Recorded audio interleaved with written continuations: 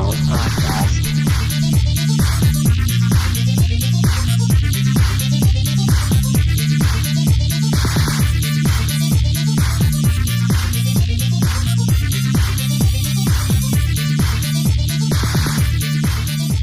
When was the last time you guys went to the doctor? Wow. What? I have to think about that. It's been a while. Yeah, right? It's been a long time for me as well. I know. 2 years ago, I tore my MCL. That was the last time I went to the doctor. Okay. Damn. It wasn't a big deal. For me, I had just kind of a normal checkup like 9-10 months ago. Yeah. But it's kind of the first time I've had like blood work or anything done, so this is the most serious visit in a while. So what happened? I guess just post-PAX, like I still have a pretty bad cold, but I also, fun story, you know how urine's like yellow? Yeah. Yeah. Well, if it's like orange, that's weird. That usually means that there's bleeding. Yeah. Exactly. Blood. So I went down to the doctor and got some tests done, and they're like, yeah, there's blood in there. That's not good. You should probably get that looked at. Now, you went down to the doctor like last week, though, right? Yeah, they finally got back to me today. Okay, has it still been orange this whole time? No, actually, like I told them that today. That's a plus. Yeah. So, and also, like, even though there's blood in there, that blood is fine. That's some good blood. They tested that blood. So, yeah. I guess now at this point, I'm just getting further tests done. Like, actually, an ultrasound is what they call it, for my bladder and general abdomen area to see what all happened and if it's a thing that will come back or if there's anything serious happening like kidneys or whatever. Right. So, although that's scheduled for almost a week from today, I was hoping to get that done sooner rather than later because the not knowing is the worst part. Like when they called me today, it was like, hey, we like in total like movie thing. It's just like, hey, we have your test results. It's like, oh, okay, well, what is it? It's probably best if you come in. And then, like, that's the worst. So, such a dick move. Yeah, initially I'm just like, okay, well, I guess I'll come in tomorrow. And then I was just like, wait, no, now I'm already terrified. Can I come in today? So I just went and waited there for a while, like an hour or something, before they could see me. But whatever, totally worth it, just to know what's going on. Yeah, exactly. Like, just like, is this one of those great, like, 6 months?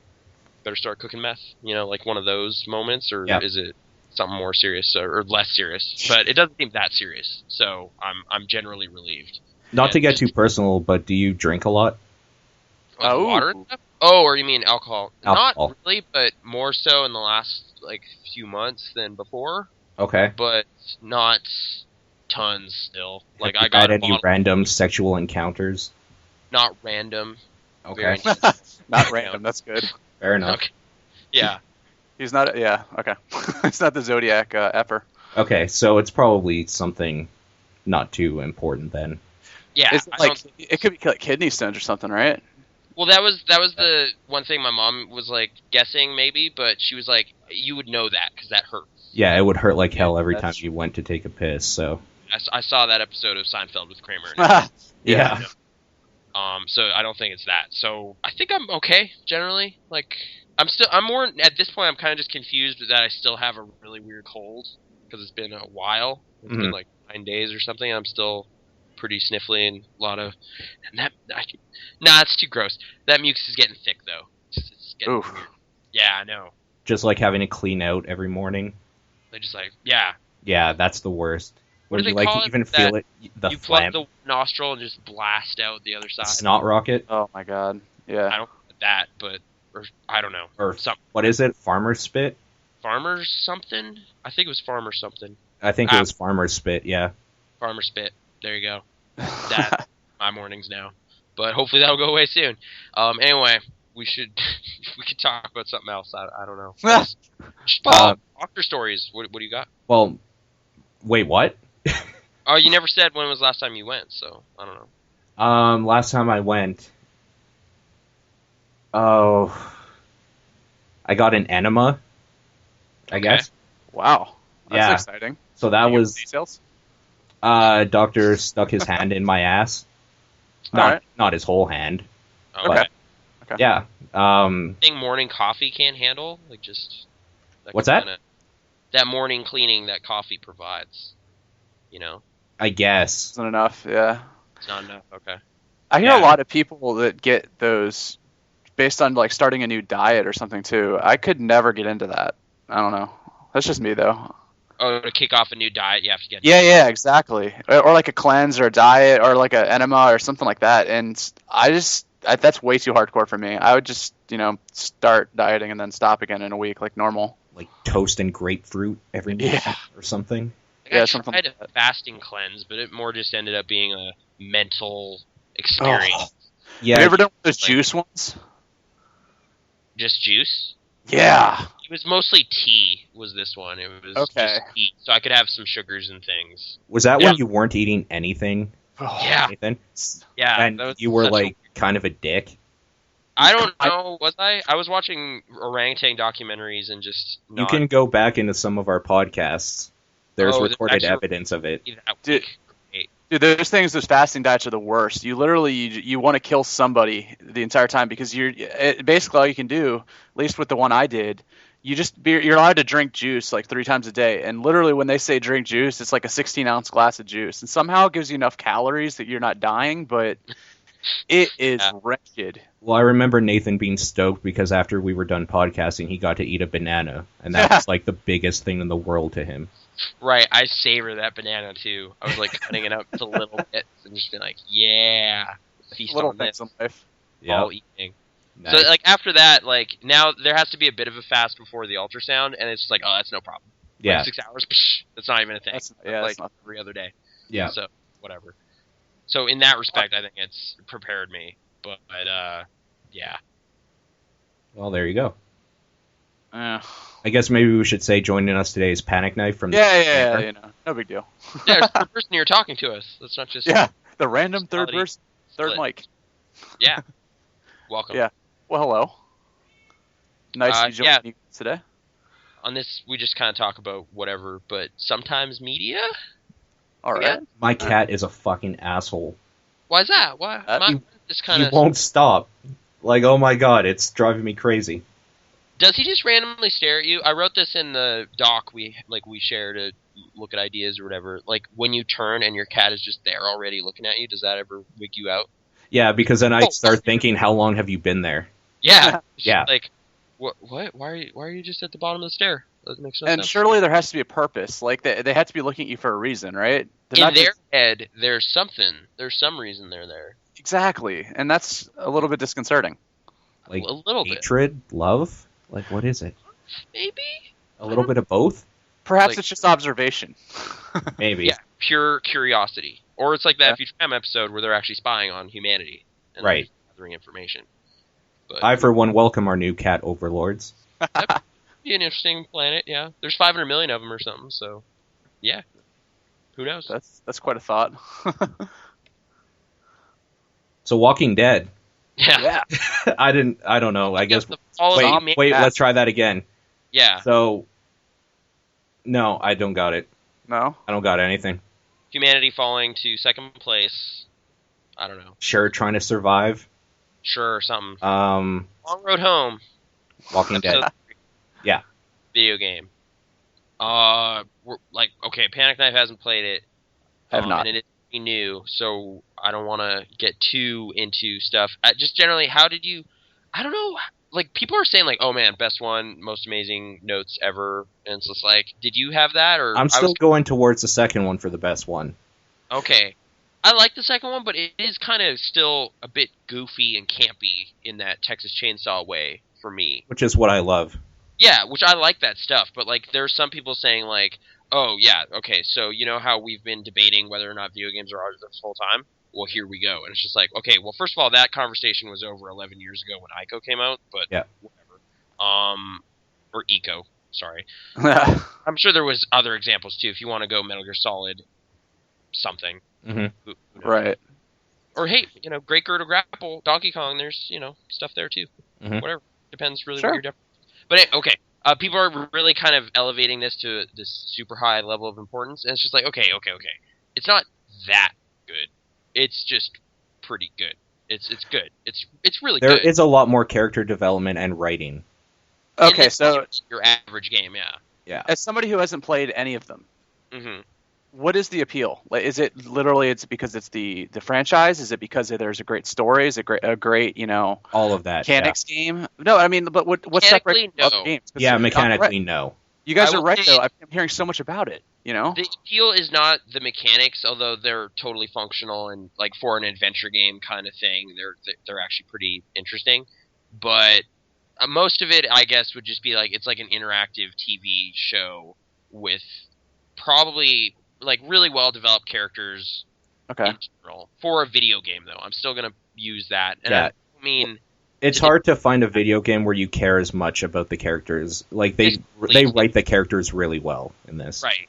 And I think part of that is like still you're impacting those decisions, so you feel kind of culpable for what happens. Like there were some really good moments in episode 2 where I felt like, man, I really impacted this scenario quite directly.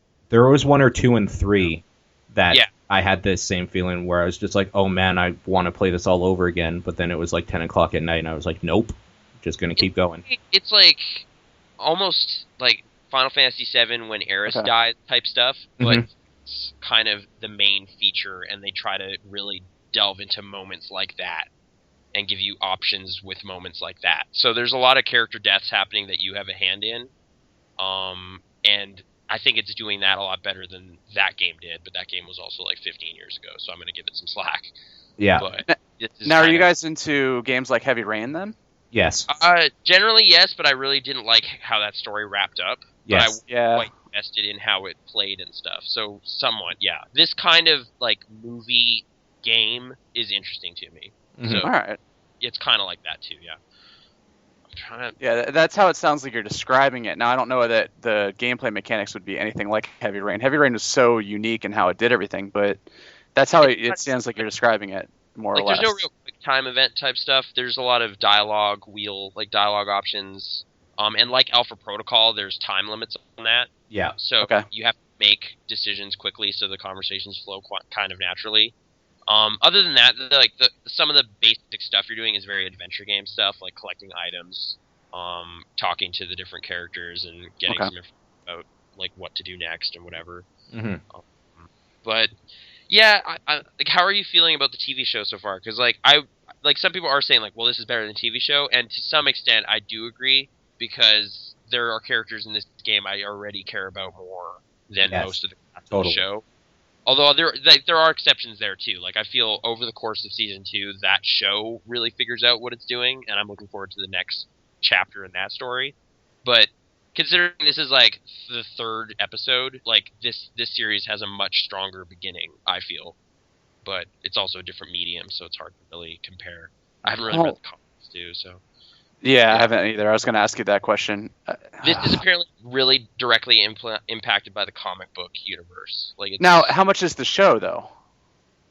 The show deviates apparently quite strongly, but there's common scenarios and stuff. Well, because the writer of the comics has a hand in the writing of the show. Right, but just what I've heard anecdotally from my friend Sean, who's read all the comics and stuff, there'll be characters that die way earlier in the show than in the comics, or vice versa. Like, they'll keep a character longer in the show and do more stuff with them than they did in the books. Which makes sense, because even the people that have read all the comics, they don't want to just know everything that's going to happen. The main thing all this stuff has in common is the scenario, and kind of using, humanity's fall as this kind of Lord of the Flies scenario for people turning on each other, and what'll people do when there's no structure anymore and stuff like that, which is a great thought exercise that I like seeing anywhere. So I'm kind of enjoying every aspect of Walking Dead I've encountered so far. But this one might be my favorite, I guess. But again, it hasn't ended yet, so there's a lot of pressure on the 4th episode, I guess, is what Gary Whitta was worried about. He was talking about writing it and everything. But yeah, generally though, so far it is a very, very interesting game, and it's as of now in top 10 contention for games so far. It's really good. Yeah, for sure. But yeah, I turned on Kenny. Oh, you did? Yeah. I got sick of his bullshit, and I punched him in his fucking face. Nice. In my PC playthrough, I was never on Kenny's side, so it's been interesting to see that play out differently, and quite naturally, I guess. There's one part I want to talk about, but it's a spoiler. So Go ahead, man, if you want to. maybe we should save that for after. I guess I could say some, like, it's spoiler for like 25% of people who played it, but you know how Doug was around in mine? Yeah. He got shot in this one. It was really weird. Okay, by who? Lily, I think her name is. Okay, because in mine it was what's her name, Carly? Oh, okay. And she got shot, and I was fucking heartbroken. Like Okay. I felt sick. I was just like, you fucking cunt. It was the worst moment of my life in a video game. Tell us how you really feel. Huh. I find that kind of neat because, like, whereas like through my playthrough, like I did side with Larry and stuff on mine, so I was like, no, yeah, Lily, let's get out of here. Kenny sucks. And then she drove away anyway, and I was like, no, we were gonna. I was gonna get. So like, no matter what you do, Lily's a backstabbing bitch. Yeah, kind of. Which is too bad. I was hoping there was, or at least she is very self-conscious about everything that's happened and drives away, which I thought was too bad. I was hoping I could really deviate the story there. Well, who cares about Doug anyway? Yeah, Doug was kind of like, oh, okay. Like, I honestly thought that was a moment just for Doug, just because, like, they were looking at him as a loose end now, because no one cared about him. Yeah. Which is too bad. But they actually gave him some dialogue that's like, man, I'm so useless. And it was just like, okay. You know, at least he knows. Like, there you go. They, like, incorporated audience feedback into his own self-worth or whatever, which was kind of neat to see happen. But yeah. I don't know. We're getting kind of specific now. But yeah, we got to get off that train of thought. Yeah, I mean, I have no idea what you guys are talking about, but it sounds great. I guess it doesn't really matter because the way you play it'll be different. Yeah, to some extent, although there are some things that apparently are unavoidable. It's more just the context changes, which actually really does change the tone quite a bit. It's interesting. Like, I like how much range of, like, opinion people can have based on, like, well, the same event basically happened, but it's whether or not Kenny did it and you helped or not, or whether you tried to stop him or whatever. That's us talking pretty vaguely, but kind of specifically about it. No, I sort of see what you're saying, though. Yeah. Like, I don't know. It's almost like how much you bring to your feelings towards the characters kind of impacts how you read their behavior and stuff. I don't know. It's neat. Sounds very sandboxy, which is kind of cool. Yeah, very. Like, I mean, there is probably the wrong term, but there is some replay value. I know where you're getting at, where you can just kind of go back and play around with different things. The problem is, like, some of the choices you have to make are a little far in, and it doesn't. I played episode 1 like 3 times now. Yeah, but that was a necessity thing for you.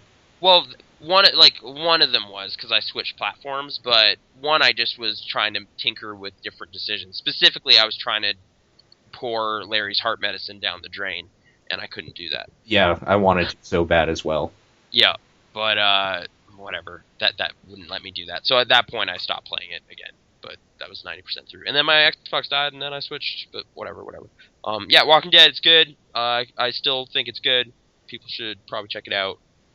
It is an interesting bit of narrative storytelling in video games, and I like that. Mm-hmm. Okay. Thumbs up.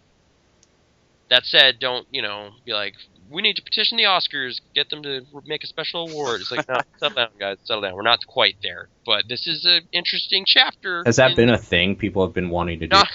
Not quite literally that extent, but people have been saying very hyperbolic things, and it's just like, all right, let's bring it down back a little. Like, I keep for some reason this week has been that kind of happening. Like, people are getting really excited about Dishonored. I'm just like, all right, let's dial that back.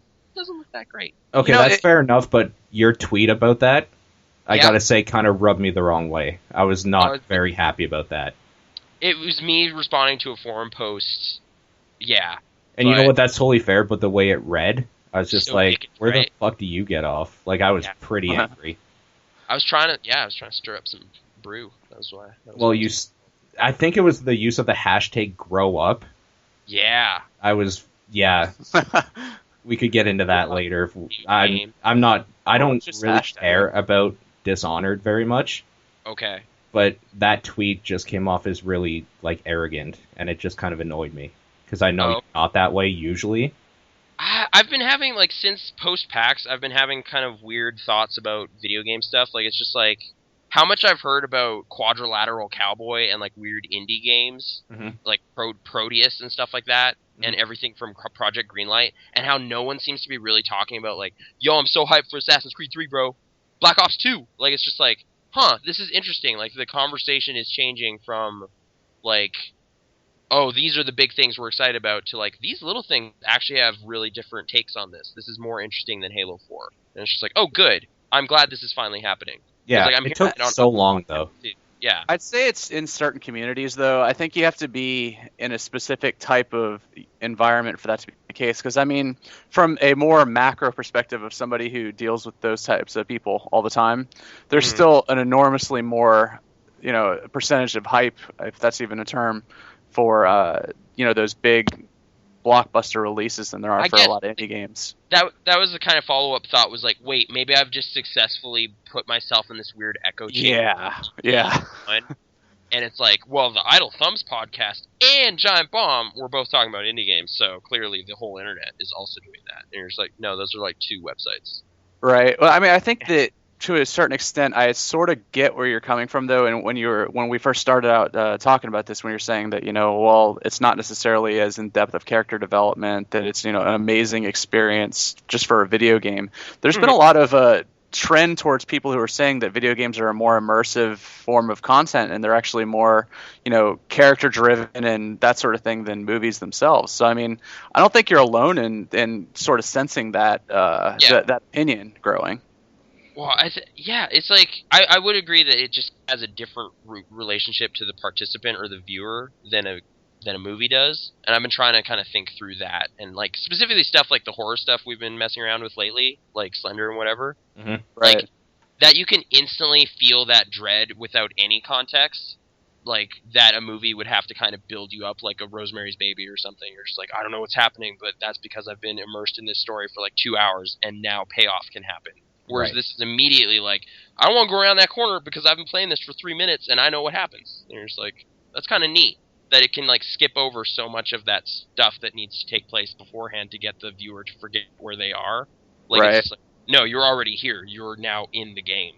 So it's just like, oh, like, yeah. And hearing about the Oculus stuff too, this is like, games have the potential to become really messed up really soon. Yeah. And I don't know if that's a good thing or not, but I'm so super stoked about seeing where that happens. Like, is existence going to be real in like 5 years? Is basically. I hope so. Yeah. Yeah. Yeah. If you haven't seen that movie, more relevant than ever, apparently. It's interesting. Little thought exercise. But okay, we can move on from video game stuff if you want, or talk about video game parody videos. Totally up to you guys. Mega 64? Yeah, I guess. You've been watching a lot of it, apparently. I started watching all of it, technically. Okay. There you go. Version 1, 2, and 3 over the weekend. And Have you heard of these guys? They're internet dudes who make the videos. Say that again? Oh, Mega 64, you're familiar, right? Oh, yeah. I've seen it, yeah. Oh. I wouldn't call myself a huge fan, but I know what it is. Okay. Just, yeah, we were at their panel, and I guess that supercharged our enthusiasm, and watching shows. So, how do you feel about their more TV show-esque material? I like it. I like it more than just watching their random stuff. Okay. I still like some random stuff, but the commentary and stuff, too, is really good. How much commentary stuff did you get into? Just version 2.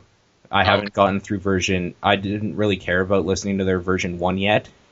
Because I wanted... There's 2 of them, What's and I'm that? kind of curious. There's 2 commentary tracks on that one, and I'm kind of curious how the opinions change, reflecting back on their earlier stuff. I guess, yeah, I should reiterate, I've listened to the 2011 commentary on version 2. Oh, okay. Not the 2006. Yeah. Right. Although, if I recall correctly, that might be the one that gets really silly towards the end. It does. Like singing a song. So, like, a whole commentary. And I fell asleep for a little bit of it, and I woke up to that song. Summer semester. Yep. Okay. That's the one. Yeah, those are fun dudes, though. I don't know. I was listening to their podcast earlier today. I'm not sure what to say. Amateur video. Internet. YouTube. Do you have any experience with amateur video? Like, other than the dumb stuff I've been uploading to my channel lately, no, not really. Oh, wait, except, like, dumb VHS experiments when I was a kid. So, Okay. yeah. Elaborate? Like, fake news show, like, just dumb stuff like that. Okay. Yeah, I think everybody did that. Yeah. Like, we can record stuff. Awesome. I actually wish I could find some of those old tapes. Just because, like, for a long time, I would just never watch them because I was too just like, this is so bad. But now it's like, this is so bad, but you can see the ideas growing or something. Like, maybe I'll get something out of it now. Actually, yeah, I still have a bunch of old family videos. That could be a weird self-discovery thing, but I should not do that right now. There's been too much video watching in general. I should probably do some work or something. Okay, so speaking of that, is this weird? I don't want to get too far off topic, but is it weird that I used to write a fake newspaper when I was a kid? Speaking of these amateur home videos, I made a fake magazine. And nice. Kind of like how Mad Magazine was, with like articles and like weird little drawings and pictures and cartoons. Nice. Oh, I did briefly make some really bad comics that were for no one's benefit but myself. I even did the fold-up back panel thing, like the Mad Magazines did, and it was so bad. Did anyone read these other than you, or what's that? Who read these other than yourself? Me and my friend made it, and then we showed it to like people we knew. But there was only one copy because it was all hand drawn. Right. Yeah. What's really embarrassing is that when you I found them when I moved out of my parents' house, and I looked at them and I just felt horrible about myself. I was like, wow, I was the worst as a as like a 6-year-old. Yeah, going back to stuff from like way younger is so weird. Like I remember finding a whole bunch of Valentines from like grade 2. Oh, it's just like, man, fucking pimp. What the hell happened? I think part of what's like encouraged that looking back and introspection about kid expressions is actually Indie Game the movie. Like just hearing Edmund talk about his drawings. Yeah. That's been kind of like, literally I've been like, hey mom, where are my old drawings? And she's like, oh, they're in a basement in like BC. So I won't get to see them for a while. But I want to. I don't know. Just see what was there. You might not like what you find. No, I'm going to say from experience you won't. It's if you're anything like me in terms of being a perfectionist and that sort of thing, you look at the stuff you did, and you obviously have to think about it. You're like, okay, well, yes, I was 6 years old. I understand that I'm not going to have excellent grammar and amazing creativity, but I like that little newspaper I'm just talking about that I wrote when I was a kid. Oh my god, I looked at this thing, and first of all, it was absolutely ridiculous. Like everything that I wrote was just stupid, and I just felt worse about myself that I had done something like that and thought it was worthy of like giving to my parents to put up on the fridge or something like that. I would have been very upset if I knew that was what I was coming up on at that point. Like you were writing stories or drawing pictures? Okay. I was writing stories because I'm more of a my creativity is written and spoken, so I'm not much of a drawer or anything like that, but I wrote stories about like sporting events or like just random little stupid things that I heard my parents talking about, and I would like do it and give it a masthead and a terrible newspaper look to it. And like I said, I found it when I moved out of my parents' house. I looked at this and I just like shook my head in disgust and walked away. You didn't like burn it or something? No, I just shook my head and threw it in a box or something. Yeah. Okay. My mom, I showed it to my mom. She's like, "Wow, that's really interesting." And I'm like, "You're disgusted with me." All right. Just look away. Let's not talk about it again. Like it's just a common thing, like a universal thing. Like you are your toughest critic, though. So that's true. Maybe it's not that bad. I don't know. No, it's pretty maybe bad. It's all right. Yeah, maybe don't put that in a resume for like a newspaper job, but whatever. Right. Although, who wants to work in a newspaper now? Print media, dude. It's done. That is true. Although it's still the dream. I mean, I don't know why it's still the dream, but it's still the dream. Agreed. I would love to work for Game Informer. Yeah.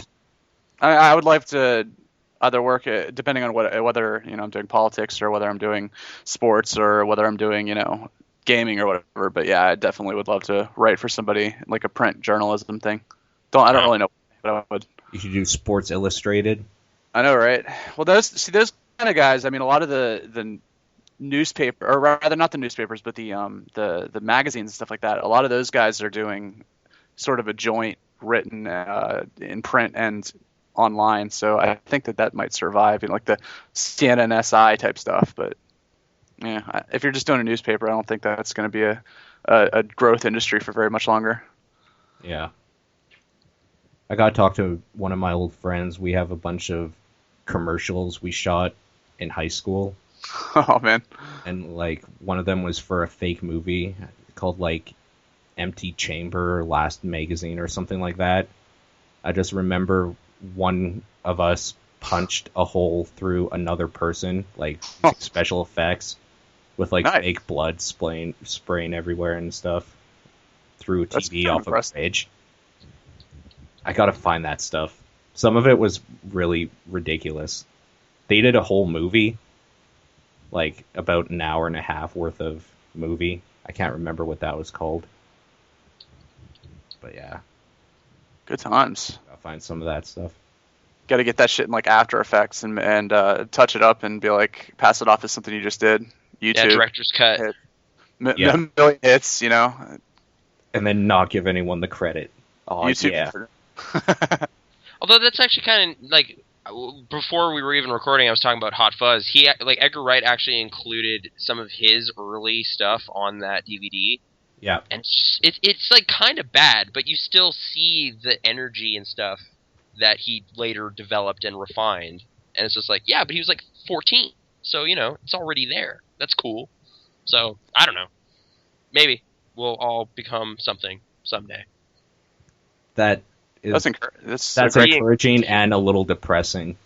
Or, well, we're already... yeah, you're all like, maybe one day we'll become something. Because we're not... All right. Yet. Yeah.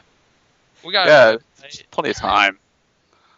Yeah. Sure. Yeah, there's just plenty of time. There's also plenty of time. All right. I'm going to move on a little bit here. Okay. I played Dust and Elysian. I don't know how they say it. Oh, that furry game, yeah. The furry game. It's really good. Cool. It is probably my favorite downloadable game this year. Better than Splunky?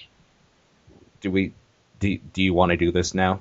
No, okay. Better than Slender? I don't know. What do you like? I'm trying to think. Like, what did I like this year for downloadable games? There hasn't been much. I keep hearing that ninja game that just came out is really good. I haven't played that yet. That's next on the list. But yeah, it's really good. The animation's really tight. The story seems okay so far. I haven't gotten too far into it, but the mechanics more than anything, the side-scrolling, like, role-playing action type thing they got going on. Are we talking about Dust again, or Dust still? Oh, okay. I thought we were talking about ninjas. Okay. We're not talking about ninjas because I haven't played it yet. Right. Okay. No, I've heard really good things about it. Panic, have you had a chance to play it, or? I have not. I'm really late to the PC and /Steam downloadable game of the week, greenlight indie type of field, because you know we'd been doing with the website. We'd been doing a lot of pretty much the big ticket releases, mostly just because there's a lot of people who watch those things. I mean, we started out the dregs. We're doing Call of Duty. I mean, it's the worst. I hate people who do Call of Duty videos at this point. Your Battlefield video is still one of the funniest things. Yeah, what he's talking about here is that I did a video with Eno. This is actually, I'm not giving him any credit because I came up with the idea, but we did a video it was titled "How to Fly a Chopper in Battlefield 3." Now, this sounds like a good concept for anybody who would normally, watch YouTube videos or whatever. You'd think, okay, sure, yeah, you're going to teach somebody how to do whatever. They're going to get a lot of hits. People are going to cheer, whatever. It doesn't matter. The idea behind it, though, was that, first of all, Battlefield 3 hadn't come out yet. So how do you fly a thing in a game that hasn't come out yet? Well, I have no idea. I've never played the game. We did it in Battlefield Bad Company 2, and we're terrible at gaming. We run a website called The Awful Gamer. So that's not just we're not terrible when you compare it to some of the people we play with, but we're still not good at it, and I definitely can't teach anybody how to do anything. So the whole video, it was a misleading title on purpose, where we put it to Ride of the Valkyries and just crashed a chopper over and over again, like just into the walls, dive bombed it into things. And the better parts though of the video were that we would flip the chopper, like somehow just flip it, and we'd be. It's like that scene in the A-Team. Yeah. Every time we would take off, it would be like we start to go up, go up, go up, and then all of a sudden it would flip, just because we had no idea how to keep it straight. And people, we got a ridiculous amount of views because there's a ton of interest in Battlefield 3 at that point. There's a ton of people who wanted to learn how to fly choppers. We didn't know how to do either, and we just we put a video footage of us just failing miserably, and everybody that watched it, that got it, loved it, and we got a lot of subscribers off of it. But that video has so many dislikes on it, just because of people would just search for it and find it and see like, oh, I think I'm going to learn how to fly a chopper here, and then they view it and it's just us idiots crashing into the into the mountains and everything, and then they'd get disappointed and curse us out and send us death threats and stuff. It was good times. But yeah, yeah. Okay. Oh, we got some horrible mail about that video and about a lot of videos, but whatever. You just got to roll with it. But at the end of the day, we have done a lot of stuff just because of this is what people want to see, or at least we think that. And it worked for a while, to the point where we got really burnt out on the fact that we hate the games we were playing. So we started getting into smaller stuff like Slender. Like this week, I put out a series on Slender, just based on me going through and playing it and having fun. And I've gotten a lot of mail. I was talking to Paul about this. I've gotten a lot of mail from people who are trying to teach me how to play the game, and I reply to them, do you know what the website is? It's The Awful Gamer. We're not doing this to show you how to do it. We're doing it to have fun and sort of show you our personalities. But we didn't really get into the indie game scene until recently, just because we wanted to do things we like. Imagine that. And I'm sort of missing out. So I'm actually I'm talking a lot because I'm an asshole. But I'm interested to hear you guys which games you guys think are worthy of playing, so we could sort of get steal ideas and get into that sort of thing. On Steam? I mean, indie games in general, things that preferably don't cost very much, but what is worth playing at this point? You guys are talking about a ninjas game. I like ninjas. I mean, ninjas sound great, but I kind of wish, to be clear, some of these aren't yet on Steam, though I hope that happens. Specifically, we're talking about some XBLA stuff too, but in general, yeah, the indie download scene is so full of stuff right now. It's kind of getting ridiculous. And have you looked at Greenlight this week since it launched or whatever? I haven't yet. No, I've been meaning. Okay, it's just an ocean. There's just infinite stuff, to the point where they had to put that $100 donation thing to cap the amount of stuff that was being submitted, some of which was objectively pretty terrible. Yeah. But yeah, I don't know. It's a really interesting thing to see this just whole giant indie scene open up before your eyes, and people just really wanting to talk about their games and willing to interact with you about that. But it's so big, it's crazy, it's overwhelming, it's intimidating in a weird way. I hope at some point, yeah, the best stuff will rise to the surface as intended. One of them, actually, we were talking about open world zombie stuff, in relation to Walking Dead.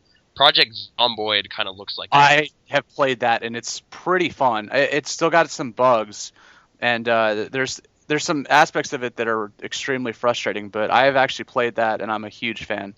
Is it what? How would you describe it? It was isometric perspective. It kind of was reminding me of old Fallout games, but in a post-apocalyptic zombie thing. A great way to look at real-time combat. I mean, it's single player. At least the version that I played was. So I wouldn't say that. It's I mean, it's clicky. It's But what the really the draw in for it is the fact that it's so realistic, and that you're not going to live more than a couple days without eating. You're not going to just run through and shoot things and make a world where you're just mowing down zombie after zombie, which I think actually DayZ really does suffer from that. You have a game in DayZ where you can get weapons that are good enough that you can pretty much just kill 1 million zombies. In this game. Really? Okay. Yeah, you can add that experience. I ever I found a wrench and then get shot. I'm totally with you. I suck at that game, but no, I've seen people that, especially videos from YouTubers that I hate. No, not really, but people that'll just completely own ass on that game, and they'll reach the what is it, the airport or the hangar or something like that, and get a helicopter, and they're flying around just completely owning ass on everything. But in Project Zomboid, if you shoot your gun once, you're pretty much fucked. There's billion zombies flying around. There's basically that they can hear you, and you just get screwed. Great. See, because that's one of my favorite ideas that the Walking Dead show brings to the table is making noise is bad. Yeah. So if you fire your gun, you're an idiot because now there's thousands of zombies on Exactly. the way. So you want to stab it with a screwdriver in the face. And you're just like, Exactly. yeah, better idea. Just tactical. Yeah, and it's fun because you basically have to find a place to stay, and you have to find a place that you're not going to just get completely destroyed. So you look through all these places to find a house that's worthy of it. But if you happen to make noise at some point, you're screwed because you'll wake up the next day because you actually can go to sleep. So you wake up the next day and there's a billion zombies banging at your door, and there's no way to get out, and you're just going to die. The second you open it in the door, you're just completely screwed. Which it's hysterical in my opinion. Well, some of my favorite elements of like 6 years ago now, playing Dead Rising for the first time, and going for that 7-day survivor achievement, Right. It's to kind of take advantage of that kind of no, your primary concern isn't saving anybody. You got to get food and stay alive. And it's just oh, that's great. That's actually a really compelling dilemma. So I don't know. That sounds cool. And what I like, it's kind of weird. I'm just thinking is this all post Minecraft? Is this why this is happening? But that kind of you make yourself a big deal by just kind of courting public opinion and starting word of mouth by releasing your game early before it's finished and cheap. So you kind of have this fan base you're growing with the game. You know what I mean? Yeah. Yeah. Through Greenlight, it seems like so many people are trying to do that same thing, and I think Zomboid was one of them. You already have it, you said, or is it a demo? They had a release during the basically it's exactly like Minecraft in that they're starting out with a free alpha and just developing it as it goes along. If you buy the paid product, you can get free updates, but then they have one sort of demo version that is it lets you do everything in the game. But you're kind of also financing the development. In a way, yeah. Yeah. And it's actually the same business model as Minecraft, but it's also the same business model as a game we just talked about, DayZ, where you've got a bunch of people that are going through and creating this game as you're playing it, and they're going to do the same thing with the mod. Obviously, with Arma being the build of it, a lot of people had to buy the game first, which that's like buying a regular game. It's $40, but when they do the standalone, it's going to be from what the developers talked about, it's going to be like a $5 game, and it's just going to fund the development. Okay, that's interesting, and it involves the actual Arma team, right? Didn't they? I don't know. I mean, I don't know what the relationship of the guy. I think his handle is Rocket. I don't know what his relationship is with the team the Arma team, but I know that, for example, he's talked about the limitations of the Arma engine and stuff like that. So I kind of am inclined to believe he's not a member of the team, but they've embraced it because he sold so many copies of that game. That game wasn't anything without. Yeah, it was just kind of a forgotten, failed. What was that series? It goes back quite a ways. Military Simulator. I mean, it was. I'd forget what it was originally. I know what you're talking about though. Wasn't it Red Orchestra? Was that? No, Red Orchestra was its own kind of mod that spun out of Unreal and became its own thing. Right. But I can't remember. I feel silly now for even bringing it up. But yeah, no, I know what you mean. Right. But okay, I guess also just want to briefly bring up Proteus is another game that's doing that I've heard really neat things about. Now, what is that? I've actually never heard of it. What's the concept? From what I saw, I'm an inch, figuratively, metaphorical inch away from buying it because it looks really cool. It looks like just kind of like a weird rhythm landscape. You're just in this world walking around, and different creatures and things make different sounds, and I don't know. It's like a rhythm experience. Okay. Inside this world where sounds and harmonies play. Yeah, it's like walking through an album or something. I really like rhythm games, so to see something do weird stuff with that looks really cool. The way I heard about it was actually just at the Q&A, the PAX 10 Q&A. The Johann Sebastian Jaus guy was flipping out about it. He was like, that this is not on Steam means something's wrong with Steam, because oh my goodness, it's so amazing. So, yeah. I guess it won some IGF stuff and everything. But, I don't know. Yeah, just the whole way this business works seems to be changing right underneath us. This year specifically, I guess maybe this is an Like, they just didn't think, like, oh, if we let this generation linger too long, people will eventually get tired of our consoles and then just go to PCs and find this giant, awesome thing. But that's totally true. That's not true? Or, no, it is. It's absolutely true. That's exactly what's happening. Yeah, that's kind of what happened to me. Like, it's just like, I'm, like, and with Steam Big Picture just coming out this week, it's just like, well, this kind of is just a super console now. Yeah. Why do I need that other thing? Because it's $400 cheaper. I mean, that's really what it comes down to. I guess, but like you're kind of future-proofing a bit with PC stuff, and you get access to all this weird new stuff. I would say to an extent, but the problem is there's problems that I mean you're having things that are throttled by versions of DirectX, by versions of operating systems, that sort of thing. The real big problem is though. You have games where, in the background here, I'm cheating and I'm actually playing a game as we're talking because I'm completely, horribly ADD. But Star Wars: The Old Republic. I mean, this game doesn't look that pretty. It's built off of an engine that's like 9 years old. It still taxes the crap out of my system, and my system is really way overpriced. I mean, I have a Core 2 Duo i7 whatever overclocked to 4.0 gigahertz. I mean, it's a pretty strong system. This is a system that if you bought it through Alienware or whatever, you would probably spend a good $1,500 to $2,000. Now I built it myself, so it's cheaper than that. But this game runs if it's running well, it's running at like 60 frames a second. Mm-hmm. It's not going crazy. Like even though I have a really strong computer. It's not going crazy. So I feel like whenever you buy a system, you sort of think, okay, well, this will be good for 5 years. With PCs, it doesn't seem like that's the case because people tap into that the power of the system a lot quicker than they did with the consoles. Consoles, right, you'll get a game that just still breaks what's the term breaks the mold every 2 or 3 years, where it's like the system, the hardware hasn't changed. I don't understand how they're getting better graphics out of it. They're just tapping into the system more. But with PCs, I mean, they do that immediately. And games that you don't even think would tap into the system just completely house your system. So I don't know. I mean, I wish it was more future proof. But like I guess just relative to cost stuff, like Paul, how much was your new computer, like all told? $300. Yeah, and it's like binary domain on that looks objectively better. I don't have a graphics card in it. Yeah, even without integrated that. Graphics. What's that? Integrated graphics then? Integrated, yep.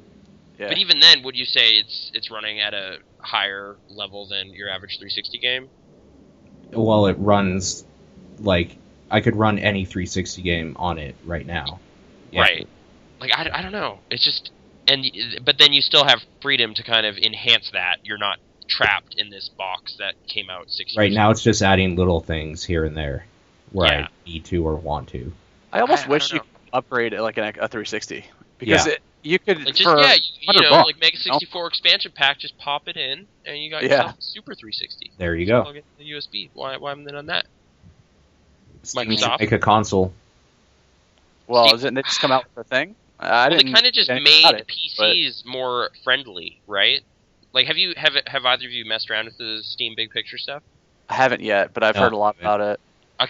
Initially when I booted it up, it was like, why is this a thing? And then it was like, oh right, controllers. Yeah. So then I was using it with my controller, and it totally is just kind of like a dashboard interface for your PC now. Right. And that's kind of neat. I don't know. Like, you can't vote on greenlight stuff in it and all that more community-driven stuff, which is all I'm kind of been doing with Steam this past week. But it's still, I don't know. Valve is making an interesting play to kind of sneak away with a bunch of the audience, and I hope that happens because they're doing right by me anyway. Cheap games every summer, a lot of weird indie stuff. Do you want to get into so much of my money? Do you want to get into some of the games on there? Like, we both played a little bit of Snapshot this week. Yeah, Snapshot's okay. For $5 that we got it at, it's great. I don't know if I'd pay 10. Yeah, I like the look of it, but it's a very charming little game. I played like maybe 20 minutes and just kept unlocking new levels, and I'm just like, man, I just don't want to keep doing these levels. And then you realize that was all just chapter 1. Yeah, it's just like, man, there's just more puzzles like this, huh? Like, I hope there's some sort of change up at some point or more mechanics or something. Like, I'm already kind of like, yeah, copy and paste, yeah. All right. Take the picture and then paint the thing. I'm still All right. feeling the They Bleed Pixels more. Oh, okay. Yeah, I should probably play that some more now that I'm at home. Before I was playing that kind of cradled like with my laptop on a bed in a hotel room during PAX. But Yeah. yeah, I should properly play that game. How far are you in it? Is it open I'm enough still at yet? the same spot. There's a Okay. part I'm not doing too well at. I'm wondering if they give you more combat, like combos and stuff, or... I think they do, yeah. Okay. I like that you're using the environment against the enemies and stuff. Like, that just seems like you could have some fun with that. I like the idea that you're building up checkpoints for points. Right. Like, you determine where that checkpoint goes, you mean? Or are you... The longer you keep a checkpoint, are you getting more points? Well, at the end, it scores, like, how many things you killed, how many times you died, and blah, blah, blah, but one of them is checkpoints, and it's just kind of neat for a game to actually be like, no, checkpoint as much as you can, rather than, no, try to beat this level without dying. Right.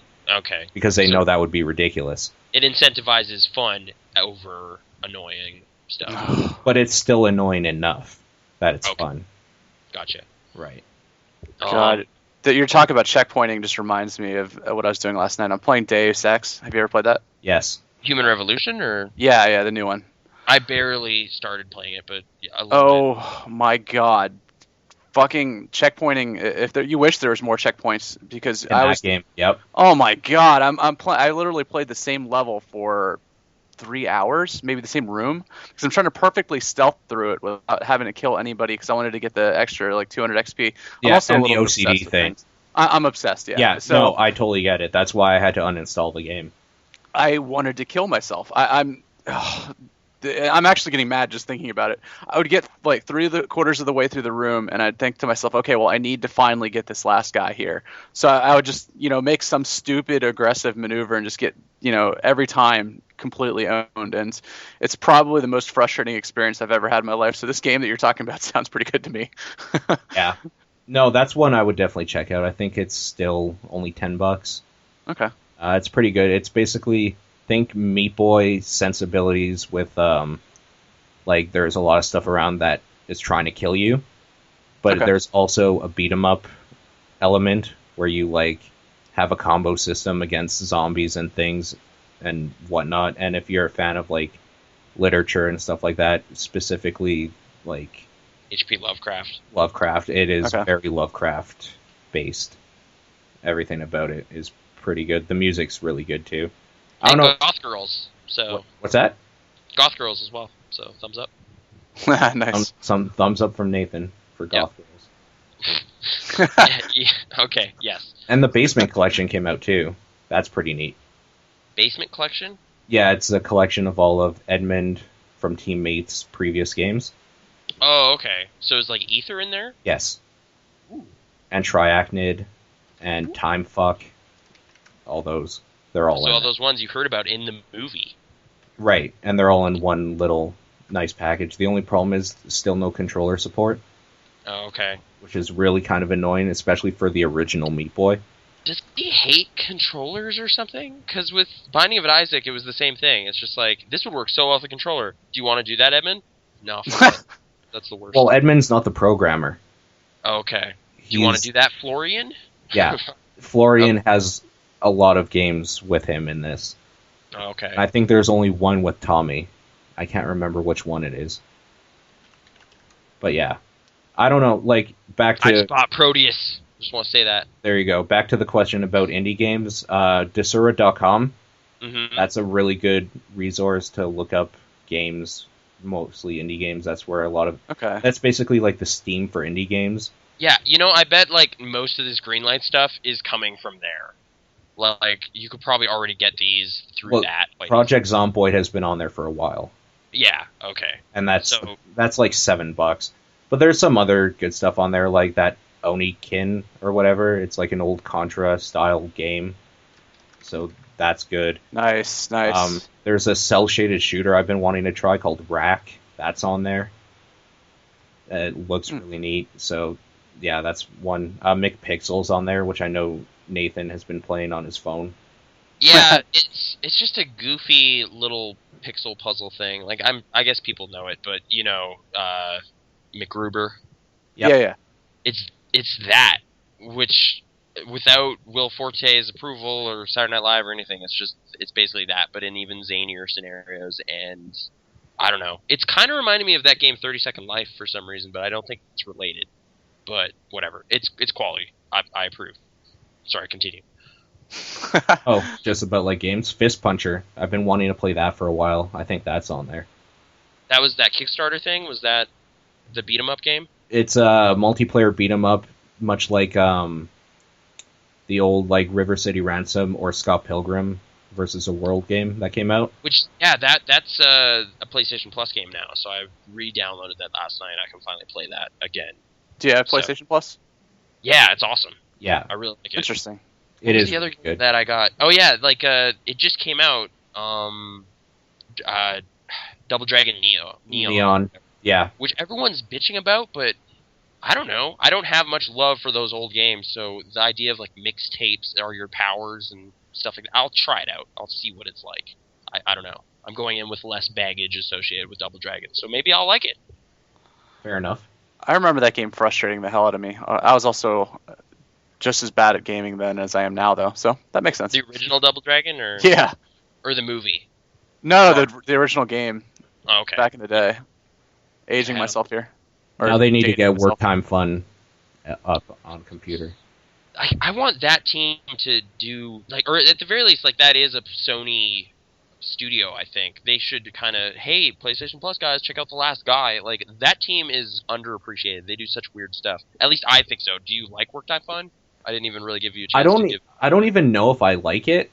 Okay. But like when I start playing it, I can't stop. Nice. Okay. So I don't know if I've that's a been- good thing. I've been capping those pens.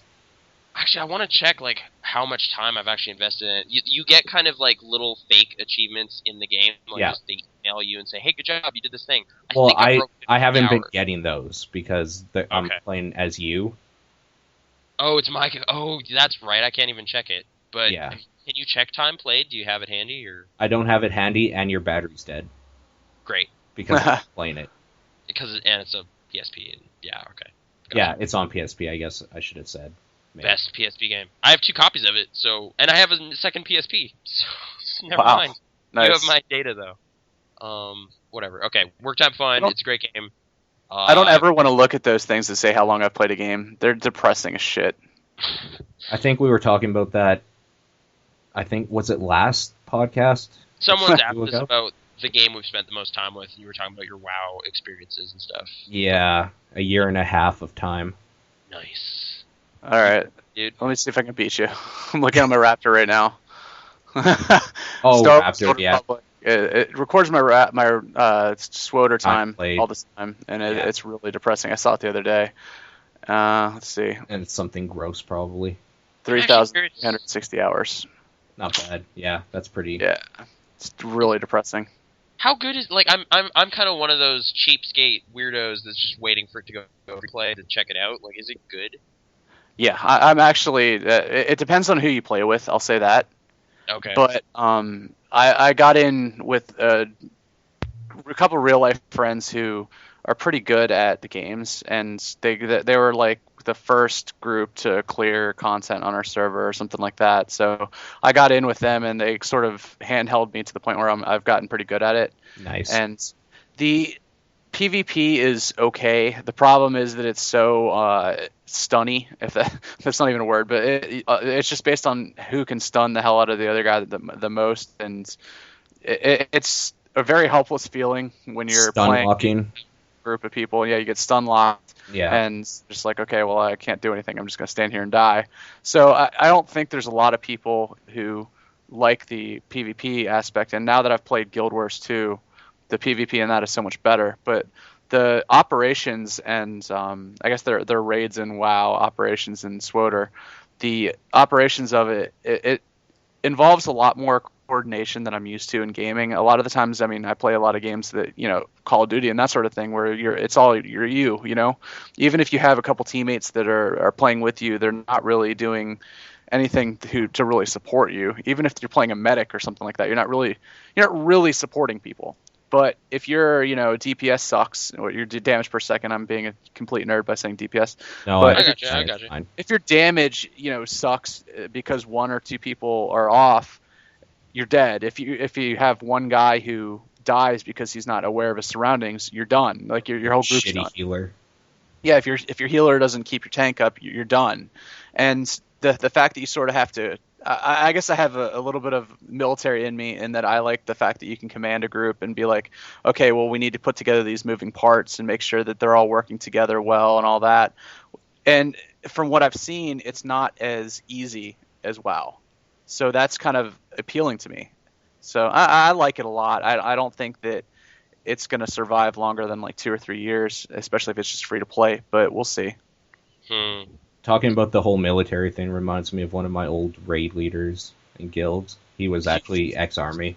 I know there are a lot of people who are ex-military that get into MMOs. We have, I think, one of our officers in my guild. God, I feel like such a loser for saying that, but one of our officers is a retired Air Force captain. Yeah, this guild, the main guy, like, he had just gotten back from Afghanistan during that time. That was a couple years back now. I guess, like, 2000... Oh, shit, I want to say 7. Okay. Just finished his service with that. And his guild was a bunch of friends he had in the army. Right. So, like, they were all officers and stuff. And it was the best guild I've ever been a part of. Yeah, because they usually are more pretty organized and stuff like that, which is nice. Well, I still remember him kind of shouting at people, like not angrily, but he's like, "We're a machine, and if you're a loose cog, you get the fuck out." Oh my Shit God. like that. It's intense. Yeah. I'd be like, I guess I'm out.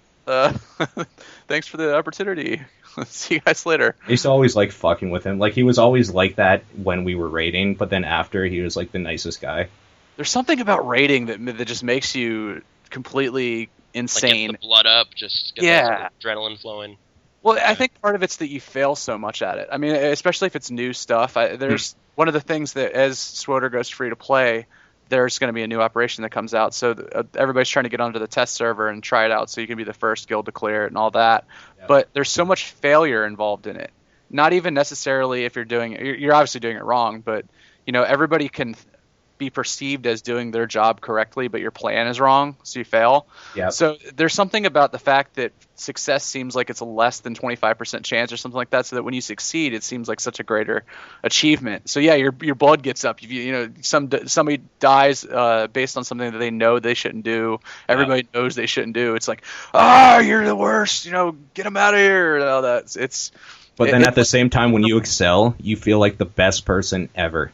Yeah, I have a video on our site of us, my guild, clearing content for the first time, and everybody we feel like such losers because we just start screaming like, yeah, it feels so good. Yeah, it's great. In WoW, there was a piece of content called the Black Temple back in Burning Crusade, and there was one guy called Gurtog Bloodboil. And the reason I remember that is because I was a paladin healer, and at that time paladins didn't have AoE or chain heals; they had single target. Oh. But they had big heals, right? Like other classes would have heals where it would heal a whole group of people or a bunch of people, but paladins were the ones keeping an eye on the tank, because when his health went down 1,000, a paladin could bring him about 2,000 in one go. I got you. Okay. Yeah. So this boss specifically, you needed 2 tanks for, and he would go back and forth, and he would have an enrage.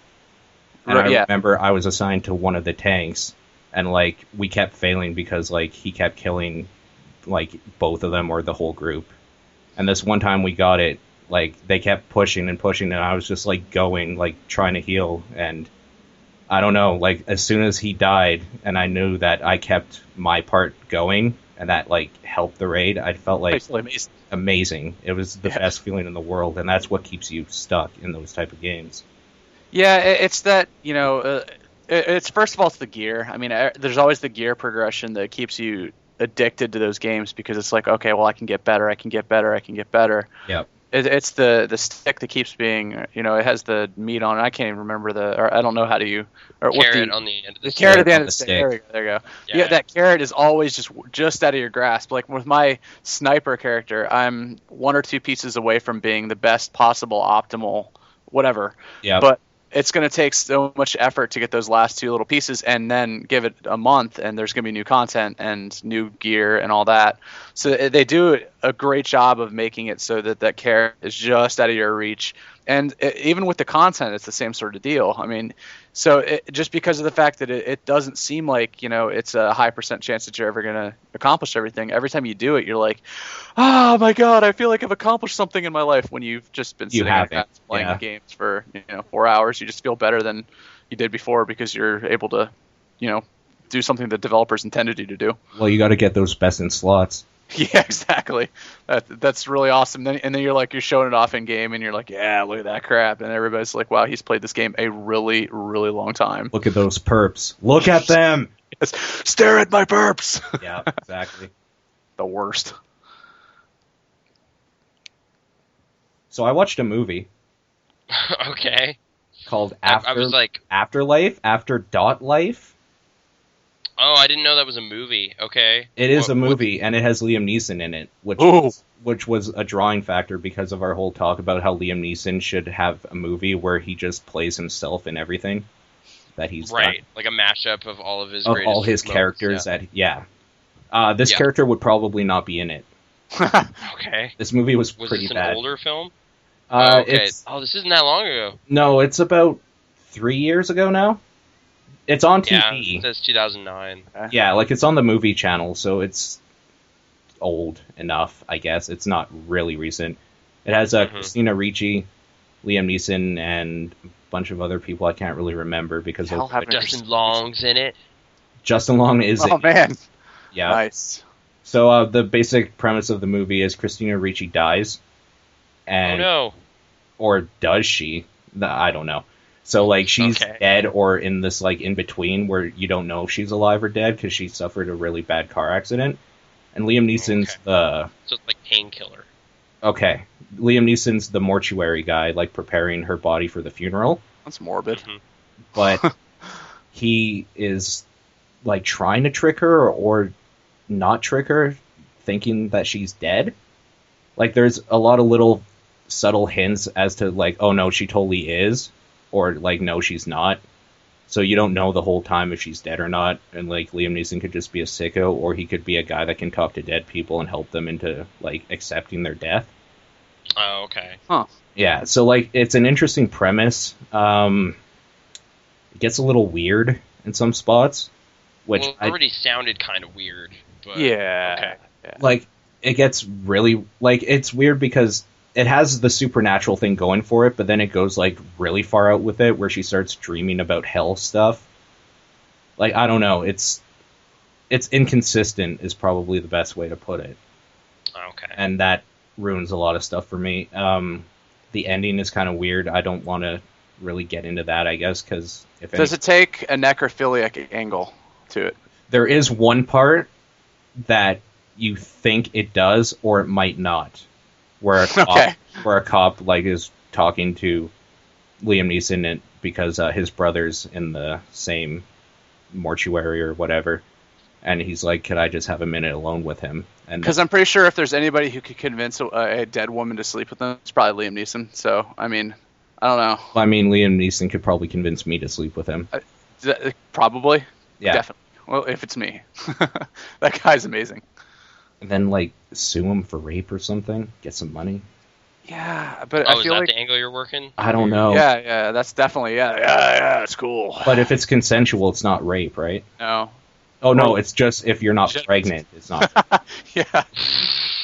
I thought that's where you're going with that one. I like it. Political commentary. Fun fact, the prop knife used by Anna is the same one used by Alex in Fatal Attraction. I'm so happy that you're looking at the IMDb page as well. Yeah, that's what you do. Wait, I should do that. Hold on. Oh, actually, it's way too late for that. Fun fact. Yeah, we already talked about Afterlife. Let's talk about another movie, Killer Joe. Okay. I don't know. I saw it yesterday. It is the new William Friedkin movie, part of Matthew McConaughey's comeback year, I'm going to call it. Sure. Because Magic Mike was pretty good. He was good in it. The movie, I don't like Emil Hirsch in this movie at all. I don't know if I like Emil Hirsch at all. Okay. I'm gradually coming to the conclusion that I probably just think he's Probably kind of don't. terrible. Yeah. Yeah, because Into the Wild got a lot of talk like 5 years ago. I hated it. I thought it was so bad. Just like Did you read the book? No.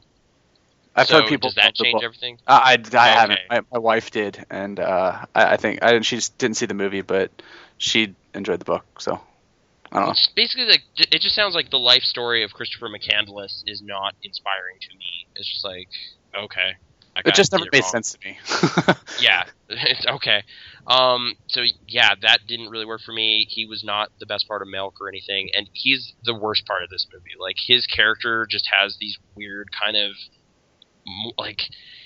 It kind of reminded me of Before the Devil Knows You're Dead, if you've seen it, where like a family is kind of performing a crime against another family member for their own gain. Mm-hmm.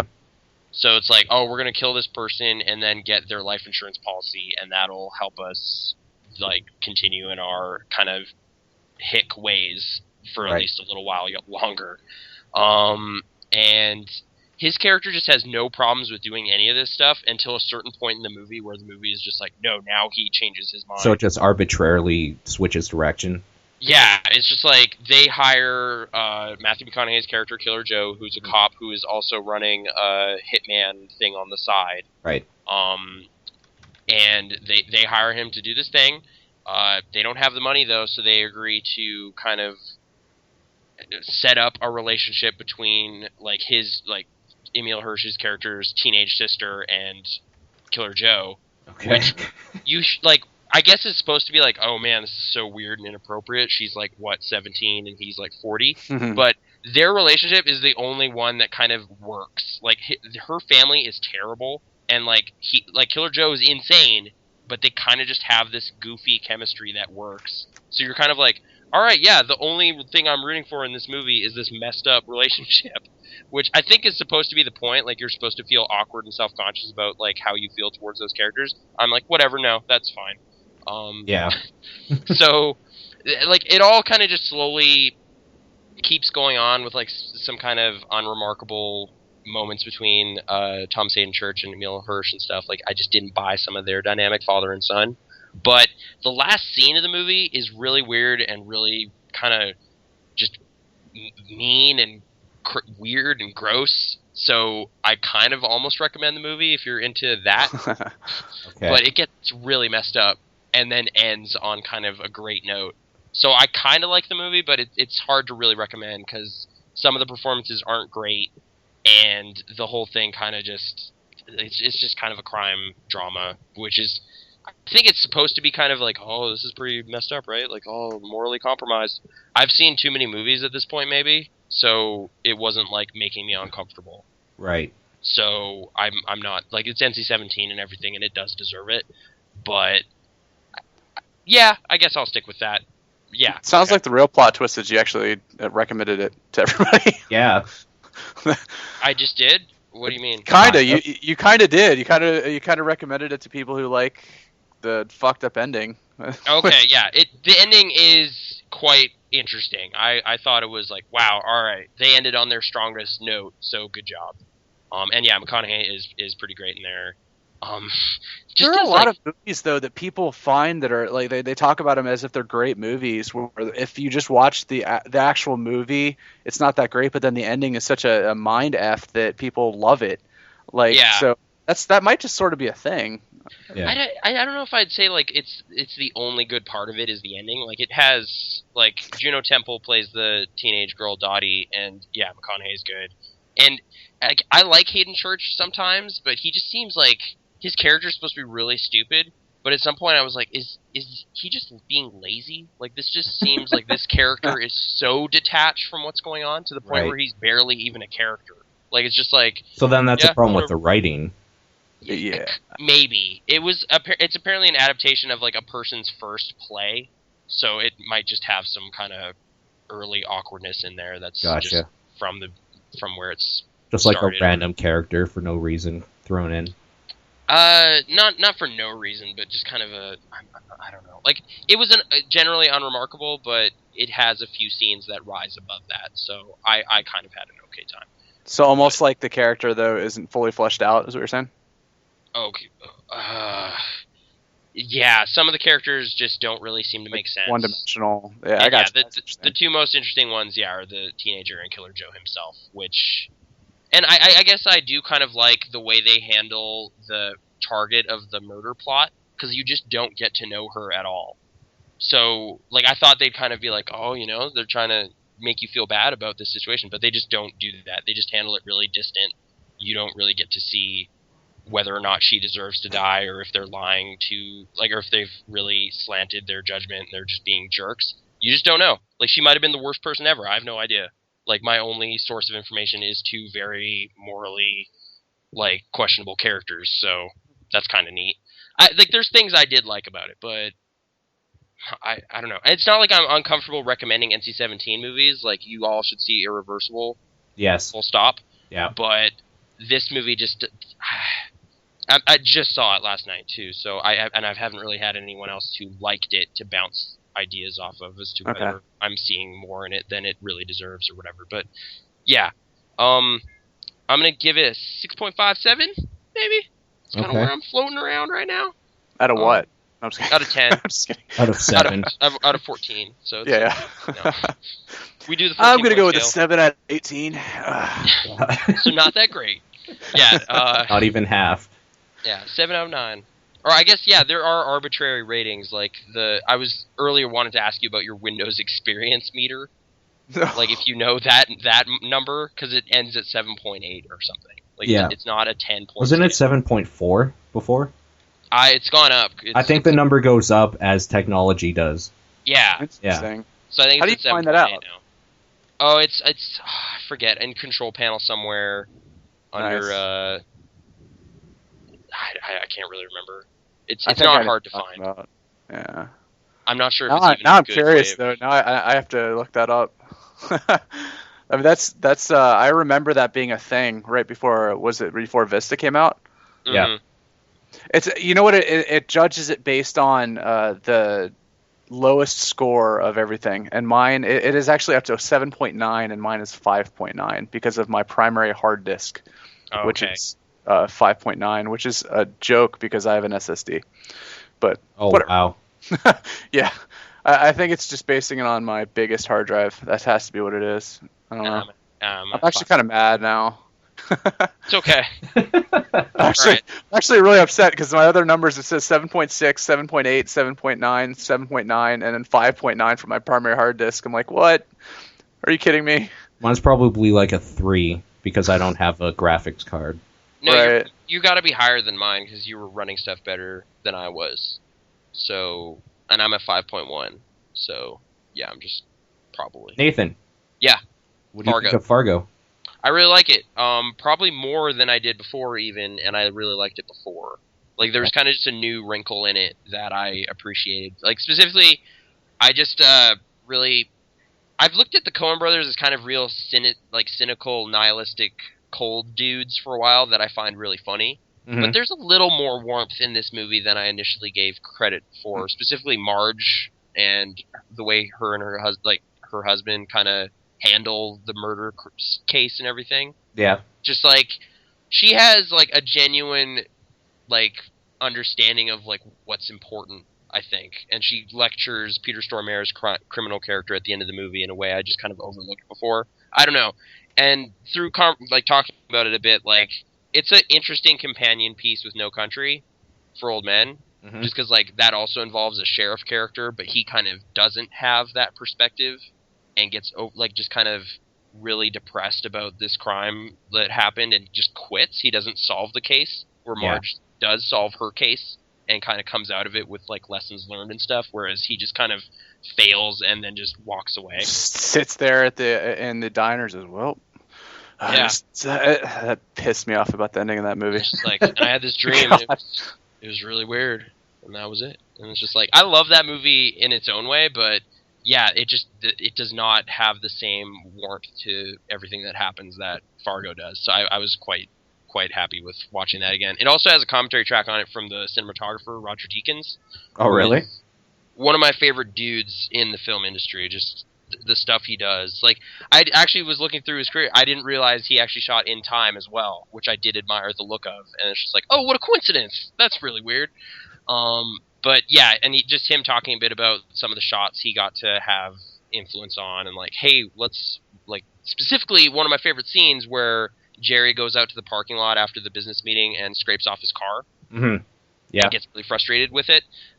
He had some interesting thoughts on that. Just like they were originally going to just have it full of cars, like the whole parking lot and everything, and then he noticed this weird track through the snow that he thought was really neat. So they kind of made this weird symmetry thing. It's a super specific like couple frames of that movie, but it was some of my favorite frames, and that had a story associated with it made me really happy. So film commentaries, y'all, they're great. They are great. I agree. Added layer of depth to films you've seen several times. And William H. Macy's good in that and everything. And through some stuff he was saying, like Roger Deakins shot this movie called Homicide with William H. Macy that David Mamet directed that I now really want to see. So that was another little thing I got out of that. But you all seen Fargo or? Yeah. Okay. It's been so long since I've seen Fargo. I haven't actually seen it probably in... How long has it been out?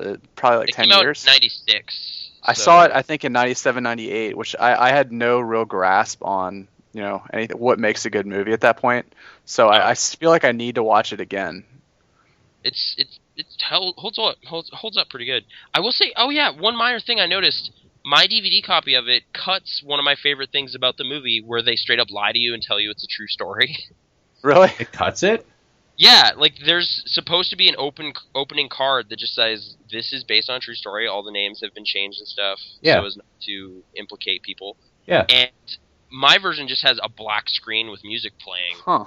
And then it comes up, and it's just like, who decided to trim this? This is weird. But this version has the commentary, but now I have incentive to go buy another one. Great. Weird. I'm that kind of Coen Brothers fan, so I'll do that. I need that. I need it. Yeah. The real thing. So, yeah. But Coen Brothers, man, I'm kind of now in a bit of a mood to go back and watch True Grit again and stuff, too. Like, they've done some cool stuff. But I have to say, with Coen Brothers, one of the funniest movies I've ever seen is Burn After Reading. I love that movie. It was good, yeah. Like there are some scenes that just are shockingly funny. Like the scene where Brad Pitt gets shot. I almost shit my pants. That is such a high point in that movie. Is just like, wow, that's such a great thing, because you're like, oh man, getting the Ocean's 11 team back together. No, you're not. Boom, paste, and it's just over. And yeah, Brad Pitt's character is such a lively, fun thing in that movie, and then he just dies in the most unceremonious way ever. It's great. Yeah, that movie certainly has qualities too. And then yeah, Richard Jenkins too. He's just like this, like, old puppy dog kind of character, and then he just gets axed by crazy John Malkovich. Yeah. It's just like, no, nothing good happens to anyone who should have good things happen to them. I think life's not fair. What is it, at the end of the movie when I can't remember who the actor was, but they're doing Simmons? they're doing a post-mortem on the whole thing, and they're like, well, what do we learn from this?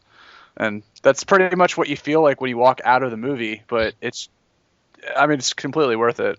But yeah. I just remember I actually saw that in the theater, and I think one of my buddies and I went and saw it with our significant others, and we were the only two people like essing our pants, laughing in the movie. Everybody else is just looking at us like, "Oh my god, this is horrible." They just completely didn't get it.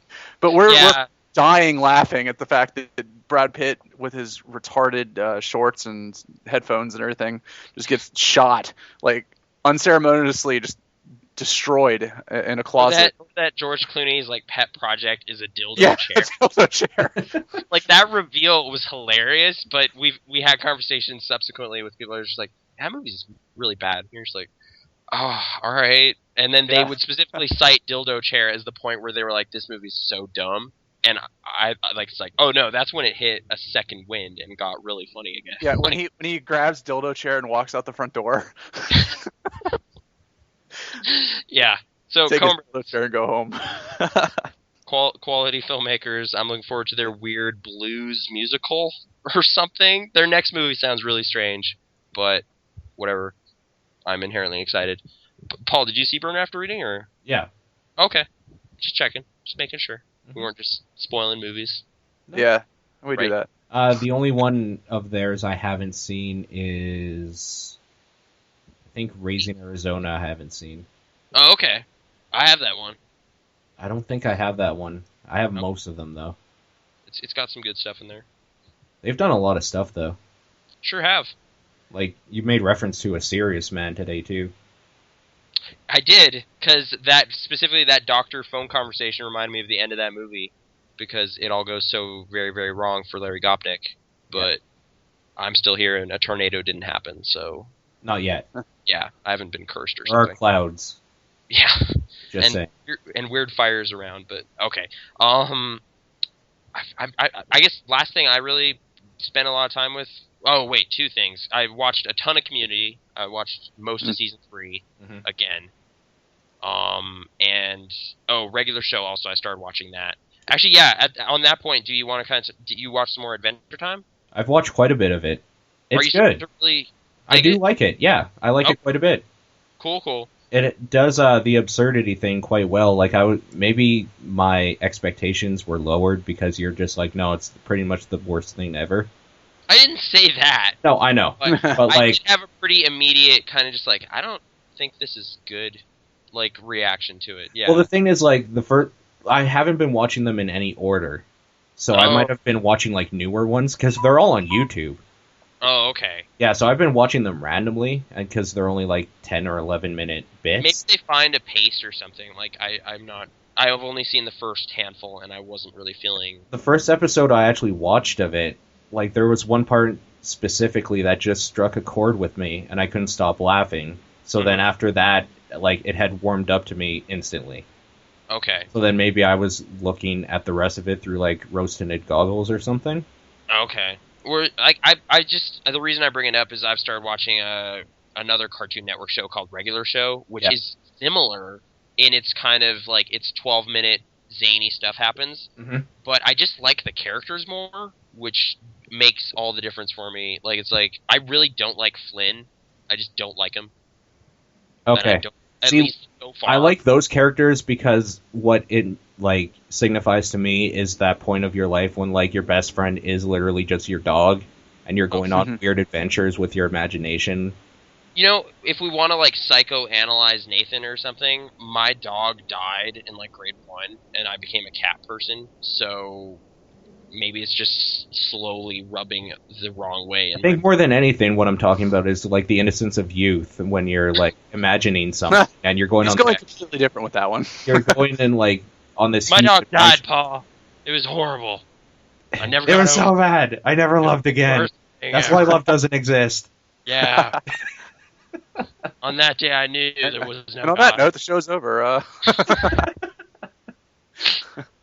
But yeah, there's a giant blue jay and his raccoon friend, and they go on adventures, and for some reason that works for me. I have been meaning to watch that show. I know which one you're talking about. I just haven't gone around to it. Mark Hamill's in it. Mark Hamill. That's what makes me want to watch it. And like the only way I know that is IMDb. Like hearing the voice, it's just like, wow, Mark Hamill's a good voice actor because that does not sound like anything he's ever done. And he is the Joker. He is, but you wouldn't know it listening to this guy. It's gruff and weird, but yeah. I don't know. It's kind of the same structure, the same kind of goofy mentality, but one works for me and one doesn't, and I'm trying to suss out the differences is kind of weird. I'm still gonna watch more Adventure Time because people keep saying, you know, dude, it's good, it gets good, and it's like, and I haven't hated every moment of it. Like there's been jokes throughout that are like, that was actually funny. That was legitimately a really fun little charming note they ended on or something, but thus far it hasn't quite gotten to a point of I'm a fan, you know? Yeah. You know, it's shows like that for me is everybody that I know in real life wants me to watch How I Met Your Mother. Yeah. Okay. Same with me here too. I don't. And I've watched it. You know what though? I like it. I think. But I don't. It's not something that I'm ever gonna tune my DVR to or anything. I'm not gonna be like, okay, well, I have to, you know, sit down and watch this immediately. But when I'm, you know, doing work for the site or something like that, I could turn it on and have it in the background, and every once in a while there's something that makes me laugh. But people are obsessed with that show. It's like the new Friends. Yeah, well, I mean, I guess it has the same sort of longevity. Well, not exactly the same longevity, but it has the same longevity, you know, 9-10 seasons or whatever. But yeah, people are just freaking obsessed with it, and I'm just like, okay, I get it. Some of the things are pretty funny. I can't stand laugh tracks though, so that's just me. Gotcha. Yeah. No, that's not just you. That's me too. Yeah, me too. That part of television history should be over, and for some reason, no. It's CBS not, specifically is just like, hey, here you go. Like I can't even get over the thing with like Two Broke Girls. Like Paul says it's good. I tried watching it. It's a laugh track show. I can't handle it. Like despite Kat Dennings, I just can't do it. Dude, Kat Dennings. I know, right? But Have you ever do you listen closely to the laugh track, and every once in a while you'll hear where they run like a really elaborate laugh track where there's maybe like a hint that it could be a studio audience where there's like one guy that starts laughing before everybody else starts laughing. Or like Seinfeld continues on laughing. Yeah. Yeah, like one guy thought it was extra funny, and he's not done chuckling about it. Yeah, but it's That like sound is wondering who's the guy that cuts the laugh track for it. So he's the guy who's like, I think that this spot needs some quirky, random 40-year-old guy that's just going to keep laughing just a little bit too much for this scene. I gotta get that guy in. Gets that if I go a job. few more milliseconds. Can we get him on the podcast? Yeah. I mean, I want that guy. AMA request. Guy that laughs too long in laugh tracks. It's pretty much. I mean, it's incredible. Like I was watching one of these. I say literally way too much, but I was watching one of these things, or one of these episodes of How I Met Your Mother. So, and watching, I say that very liberally because I'm really just playing a game and having it in the background. But I just focused on the laugh track, and it was fascinating. There's guys that they'll gasp at the right times usually, but they'll have like one guy go, just when maybe somebody kisses somebody else. It's just. You'll hear this stuff and you're like, wow, these laugh track actors might be better than the guys that are actually on the show. It's unbelievable. It's like a closet industry. It's one I need to get into. Yeah, I'm pretty sure they get paid better than we do. Oh, I can guarantee anybody in show business gets better paid than I do.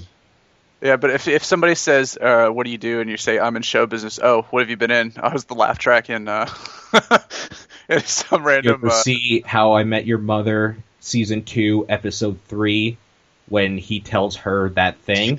That's me. That laughs way too early. Yeah, exactly. The guy that's just a little bit smarter than everybody else and saw the joke coming, so he laughed before the joke started. That's me. That's even worse than like being credited as Man with Cough 1 or something. Oh, yeah. Pretty much. But yeah. I think we lost Nathan. Mega Man Maverick Hunter X. Boom. Sorry, I was just looking through older stuff. You didn't get a chance to talk about it. There's not much to talk about. It is the PSP port and kind of redo of Mega Man X. Okay. So I own that, but I don't own a PSP. So now that I have your PSP here, I played the shit out of that and beat it. Oh, okay. Yeah. I didn't realize you just didn't have a PSP, so me forgetting it. Did I not forget the charge cable? No, I don't think you did. Darn, I'm sorry. It's fine. But All right. yeah, that's Mega Man X, which is one of my favorite games. So I think that's media habits. We should move on to pour one out, or do we want to skip it this week and go to news? It got a little rough in our show notes. Yeah. Dude, September 11th. We don't need to do it. It's fine. That was this week, though. No. Here. Okay. Wait. Oh, wait. No, I don't have it. It might be a good thing I don't have it. Okay. There we go.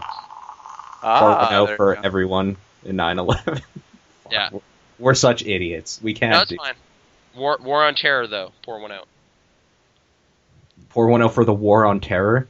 Yeah. We've already devalued human life by including a dog in this segment. What? I like dogs, though. Oh, wait. We've already devalued human life by including a dog in this segment. We're not including a war.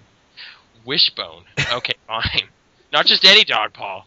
But fine. We'll move on to news. Apple iPhone 5. It was just the iPhone 5?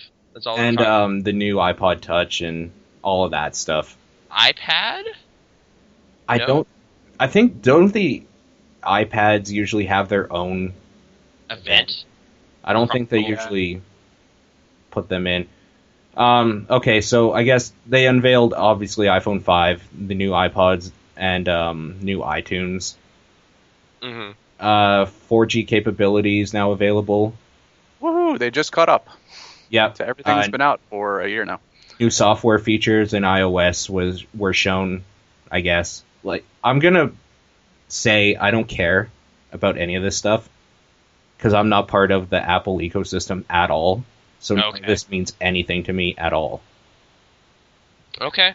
What about you, though? Because I know you have the iPhone 3, 4? I don't know which iPhone you have. I have the 3GS right now. Yeah, I guess I'm generally just because of the apps and stuff and the games. I'm still an iPhone fan, but I haven't honestly checked out much other stuff. Like, so Android could be great. I don't know. I just don't know. What do you use, Panic? I actually use a Samsung Galaxy S 4G. They have the longest names ever, but I have it's the an same Android one phone. you do. Yeah, I love it. I mean, I have the Torch edition, which is just it has a larger screen and a dual core processor. The thing is, you can do just about everything, if not everything, that an iPhone can do. I think you can't do FaceTime. That's the biggest difference between the two. Siri. And Siri, yeah, but I mean, who cares? We have a version of Siri. Yeah, it's whatever. Who cares? Yeah. But the thing is, an iPhone is probably, just because there's so many customizable options for an Android phone, the Android seems like it's the phone that people look at as a little bit more complicated, and the iPhone is the phone that you can just throw it out there and any dumb idiot can just do whatever they need to do on it. Yes. So from that perspective, people, the reason why this is a big deal and why every release of the iPhone is a big deal is because these companies market the iPhone basically as this right out of the package, something I can throw out there and I can use, and it'll work. So you get a lot of people who wouldn't be in the smartphone market that have an iPhone because it's so easy.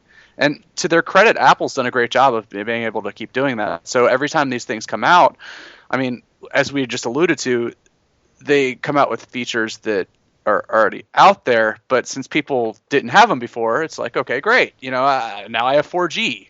It's like, okay, well, here we here on our Android phones have had 4G for 2 years now, or not 2 years, but a year now. I don't think in Canada we even have 4G yet. Is that right? I figured you guys would, like at least in the cities. We have it in the cities in America. Like on your phone, does it say 4G when on your data stream? It says H+ for me, so I think it's like a version of 4G, but it's not good. I was going to say, what network do you use? I'm with Bell. When I go into the States, it transfers to AT&T. So the reason that it's different then is partially because the network's different, but also partially because they have different terminology. I know that when I worked for the United States government, and they had Sprint phones, and Sprint worked on a network. It said like 1xEV. Yeah. So it's basically the equivalent of a 3G network. Yeah. But like when I go into the States, it goes 4G.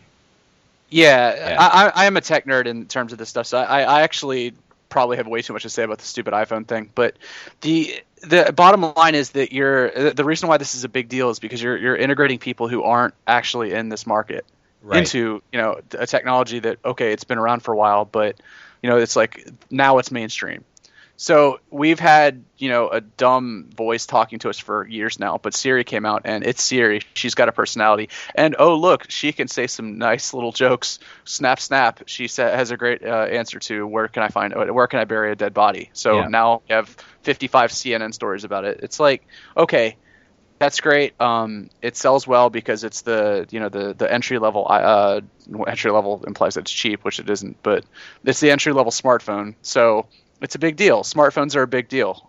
So, I mean, I understand why this gets such news coverage, but it's not like they announced anything groundbreaking here. Yeah, what did they even really say about the 5? Like, I'm assuming it's just the screen is better. It has so get this. Get this. Revolutionary 1136 by 640 Retina display. Oh, right. They changed the dimensions of the screen a bit, right? So when I watch Stephen King's Thinner on it, this time it'll be properly formatted. Okay, but 1136/64. Does it have flash? Galaxy Nexus is 1287/20. Yeah. Okay. Like automatically the iPhone 5, they're boasting this whole display thing, every phone on the market that wasn't the iPhone has already figured that out. So, like, congratulations. This has retinal display. Which, as we were discussing in the pre-show a little bit, yeah, I'm pretty sure it's just like the term blast processing that Sega used because, like, people don't like to hear. It's the cell processor. Yeah, exactly. No, it's retina display. That doesn't mean anything, you fucking idiot. They just told you it did. Yeah. And it sounded cool. Yeah. Yeah. I have retinas. Therefore. Yeah, I have retinas. Oh my god, I need the retina display. How many megapixels is it? Yeah. Megapixels? Megapixels. Yeah, I don't know. I didn't really watch the iPhone event, so I'm not. Yeah, I mean, you asked me, like, are you super excited? Not really. It's just the phone I got used to, so. You know who gets really excited is the people whose contracts are up. Yes. Yeah, my contract is up in like 2 months, so. Well, you should be excited then. Well, I'm just gonna say one thing. Isn't it like $200 for this phone? Yep. Is it? Yep, and it's your contract, and you're usually going to end up having a more expensive contract with an iPhone. So. Right. My phone, brand new, the day it came out, was $70 with a contract. Like, I'm just saying that. No, dude. I'm going to weigh my options properly this time. The thing is, I want to be part of the gaming stuff. Okay. So, like, that's really irritating. Like, they did talk some, like, just iPod Touch, right? So could you just get one of those? Well, the thing is, like, when I buy a tablet eventually, it will be an iPad for gaming. Okay. Yeah, so that's fine. I don't see any. Speaking of iPad games, I forgot to talk about Middle Manager of Justice. Yeah. But it's Double Fine's superhero management game. Visually, it's kind of reminding me of The Incredibles. Gameplay-wise, it's kind of reminding me of Game Dev Story mixed with like a really light RPG. So I've been enjoying it. There's been a couple of weird glitches. Specifically, one of my heroes, there's just corruption around her all the time. Whenever she's like standing in certain positions, she'll just be like a cloud of pink, distorted nonsense. So that's kind of weird. I posted that on the Double Fine forums though, so maybe they'll fix that. I don't know. Also, there's a rec room for your heroes to relax, and they don't sit on the couch. They just kind of sit in front of it. It's weird. But generally, like minor things aside, like it still works and everything. And yeah, you're just building up your office, earning money, buying power-ups, and going out and fighting weird monsters and criminals and stuff. And yeah, it's fun and charming, and it's a free-to-play thing. I've only spent like maybe $2 on it just to kind of see what that would get me. And the one thing I'd recommend is don't spend what you buy is called Superium. Don't spend that on a maxed out rank hero, because at that point, what are you doing? Because you can't level him up anymore. Right. So I don't know why. Like, that just seems like a weird idea. It's like, why would I spend 30 of these on a hero that I can't do anything with other than buy new gear for? So leveling up is kind of the name of the game, and I already feel kind of over leveled for where I'm at, just in terms of like abilities and stuff I have. But yeah, if you like Incredibles and management sim type things, you might like it. Okay. Yeah. Thumbs up. I don't have an iOS device. Okay, but looking forward to that day when that may or may not happen. It's an option. It's pretty good. I'm waiting for Double Fine to put something out with toe shoes. What? Yo, yeah, I can slowly infiltrate and convince them that those are a good idea. Ron Gilbert on my side, so it's already begun. These are inside references to stuff that happened at PAX. Let's talk about Clint Eastwood. You don't want to tell your bladder more? No, I've already talked about all. That's pretty inside. Yeah, that's pretty inside references. Nathan Rohr, the inside story. Yeah, I'll get some results next week so I can follow that up if you really want to know. Did any of you see the Clint Eastwood Republican National Convention? Yeah, I'm a politics nerd. No, because I don't care. Okay, I guess Giant Bomb kind of made a reference to it too during their panel, and I just did not get it. But I finally went back and saw the video. Yeah, it's bad. It is pretty bad, but maybe it was like overstated how like awkward the one-man play element of it was with him talking to a chair. The reason it wasn't is because you have to look at it in context, and the entire as a background, I actually did work in politics, so I kind of have a different perspective on this stuff. That whole PR nightmare, or it was just such a scripted convention. The entire thing was everything had to go, one thing has to follow the other, which follows this message, which follows this message. You get Clint Eastwood out there. They didn't even ask the guy that what he was going to talk about. They didn't ask him for a script. They didn't clear anything that he said. And he had moments where he would just sit there and be like, and you're looking at it, you're like, this guy. It reminded me of just like hearing my grandpa talk. Like it's just like old man tells stories awkwardly because his memory is kind of bad because he's old. Exactly. So, and the thing is that people saw that, and first of all, you've got Clint Eastwood there, who is is still, to his credit, one of the most famous people in America. So you have a guy that right off the bat, he's already more interesting than Mitt Romney.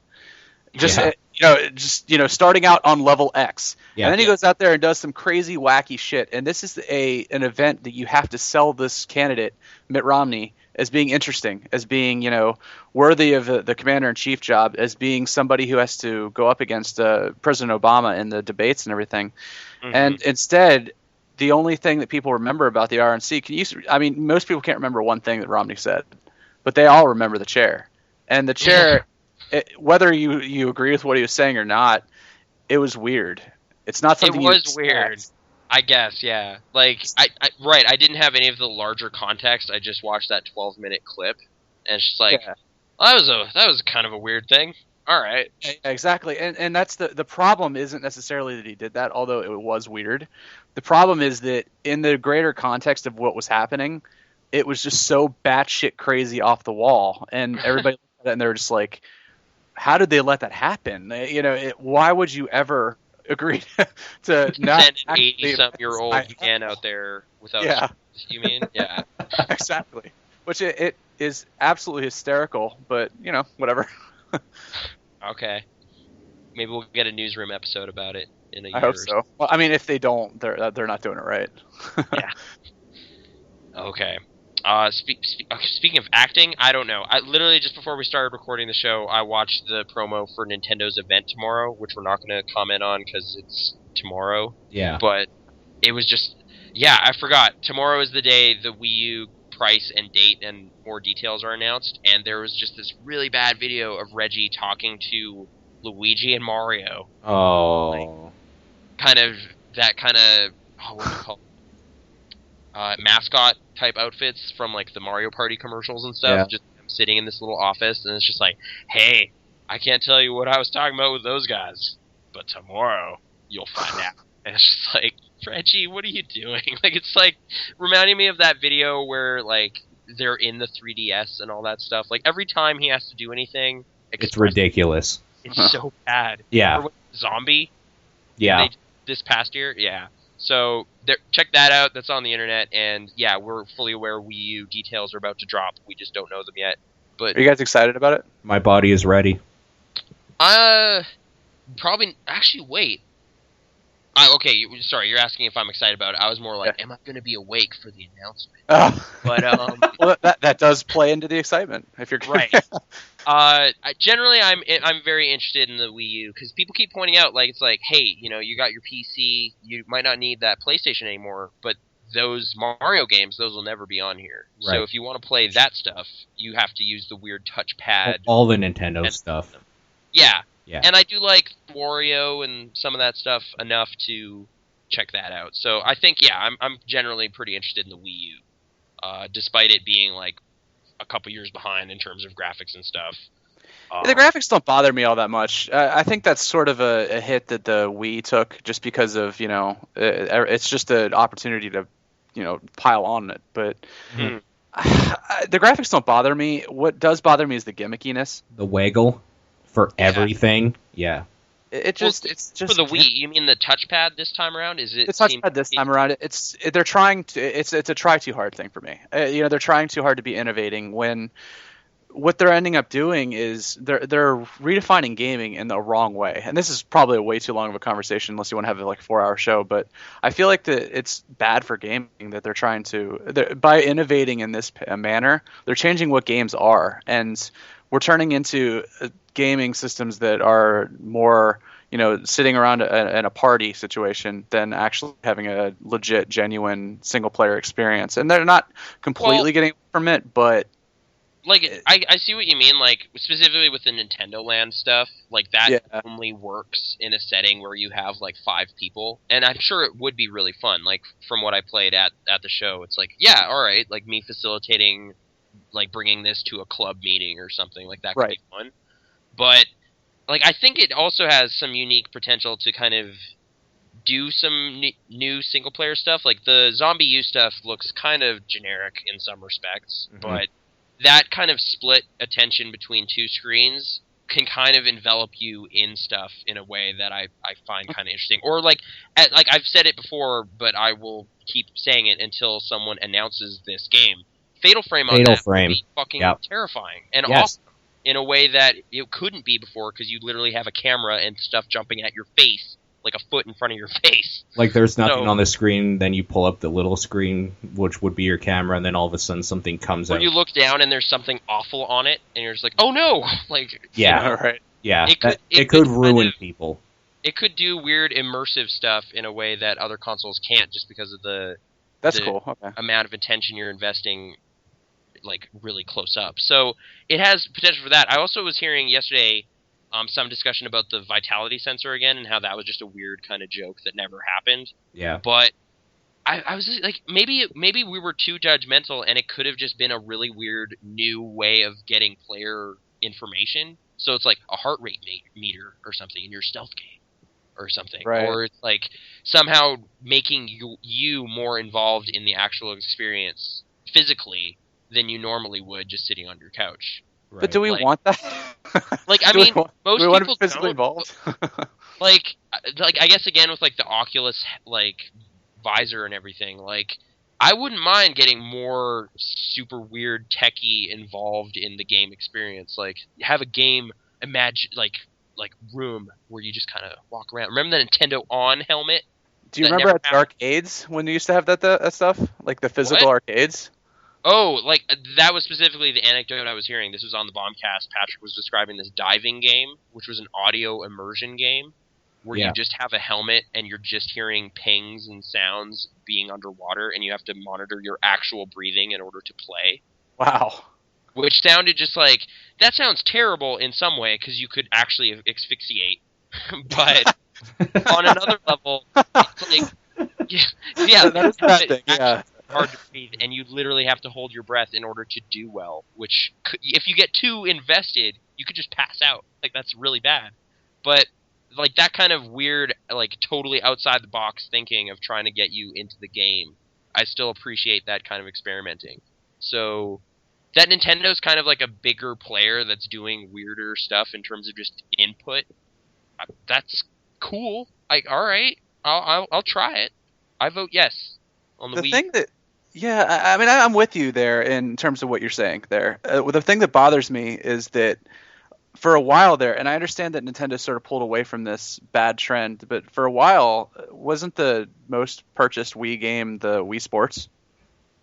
Old argument. Well, Wii Sports, it was actually Wii Play, which applies well, which is super disappointing because that game is just nothing. Like, really, looking back on my time with the Wii, like I should be more hurt by what happened because I just didn't get many games. I just did not care much about that. And I think that's typical, though. I don't think you're on an island there. I think there's a lot of people that bought the Wii for Wii Fit or Wii Play or Wii Sports, and they bought it because it was easy. I was that weird guy that ended up with the No More Heroes games, but there was not a lot there for me. I've been trying to look into the Wii Shop some more, and like I guess the art style games were pretty cool. Like, I'll give them that. They did some neat little mini games with that. But, I don't know. Them getting invested in the internet this time around, though, too, also gives me some hope. Yeah. Maybe if you get more third-party developers, that could help. Yeah, I'd love to see more indie developers kind of go with that system, because like you hear stories like Team Meat wanted to put Meat Boy on there, but they just couldn't, and all that stuff. Like there were things that could have happened on the Wii that just didn't. Yeah. So I mean, if it's a small enough investment, like the rumored price right now is $250. That's perfect. That's about right. Yeah. Like go really crazy with it. It's like, oh, this tablet technology is really expensive. It's like $400. It's just like, okay. You guys. Yeah, if they keep it cheap, it's a double-edged sword though, because one of the reasons why the Wii sold as well as it did is because it was so cheap, and the reason why it sold so well there, at that price point, why they were able to do that is because they were making money off of that for first-person software, and it just ended up turning into a system where parents would get it for their kids, and they would just sit them in front of the Wii and let them throw the bowling ball down the thing. And I feel like that hurts gaming, because if they realize they can do that, they realize they can make tons of money by giving you an upgraded, Wii Sports 2011. They're gonna. Why would they develop? Why would they spend tons of money developing What's the incentive quality to do first-person stuff? Yeah, or first-person with the party. Yeah. Like I Because- was liking what I was seeing of Pikmin and such, but that doesn't seem like anything crazy new. It's just more Pikmin with Sure. better graphics, but I guess that's okay. Did they really announce any new characters? Or anything? Like, Project P100 is one of the more unique things that's happening on it so far, and that does look kind of cool. But, with any new console, it's always like a time will tell kind of thing, and I'm not convinced this will work out long term as like an amazing thing. It's just like, I do know there will be like 4 or 5 games that I'll have to go to that machine to experience. Yeah. And if it works out to be more than that, fantastic. That would be really great to see happen. But, I also it's dumb, but I really like being part of that launch experience. Yeah. No, you're not. It's not dumb. I think you're right. That's a really big thing. It's a big thing, yeah. Like, just being part of the thing as it's happening. Like, I got the Wii day one. That was the first time I ever did that. And just, like, that crowd atmosphere and excitement was really cool. And then I got home and was immediately like, wow, I really don't like Twilight Princess at all. But it didn't diminish that evening's, like the previous night's fun. It was still a cool thing. So, and then it ended up working out because that thing was not available for like 14 months after that. So yeah, definitely. I was kind of sitting pretty on. It's like, well, I'm playing WarioWare Smooth Moves. This is pretty good. I don't know. Yeah, you guys should play it. Oh wait, like that kind of thing. The same thing is the case for gamers too. Just for the first 24 to 48 hours, you get like a brand new game. Just as a YouTube director, I mean, I can't say it enough that guys, I'm a YouTube director. But no, but like I feel like a huge douchebag. But no, for that like first 48 hours where you're releasing videos for it or you're playing this game and you have only a small portion of your audience has the game yet, even though that's kind of changed with the really big games. It's a unique experience, and you just get wrapped up in the thing, and then 2 weeks later everybody's crapping on the game. That's really the case with Call of Duty, because you're like, oh yeah, this is the greatest new thing ever. I'm just prestiging my first time. I'm going through all this stuff. This is so cool. And then 2 weeks later everybody realizes it's just a carbon copy of the game that it's always been. But for that like 24, 48 hour period, it's the greatest thing ever. Like, that's about to happen with a bunch of big releases, right? Like, are you on Borderlands 2? Exactly. Yeah. You jacked primed and ready to jump in, see what's going on? Definitely. I hope to jump in with you guys too. But yeah, the Borderlands is going to be exciting. I'm really looking forward to that, just because I highly enjoy the co-op type gaming. I think that's where I believe, if the Wii U type of game doesn't become the new thing, the Nintendo party style gaming, I think that gaming is going to start to trend towards co-op gaming, because I feel like there's a real fatigue with the competitive first person, the competitive platforming, any kind of games like that. It kind of stresses new players out, right? Like, they're not having fun for such a length of time.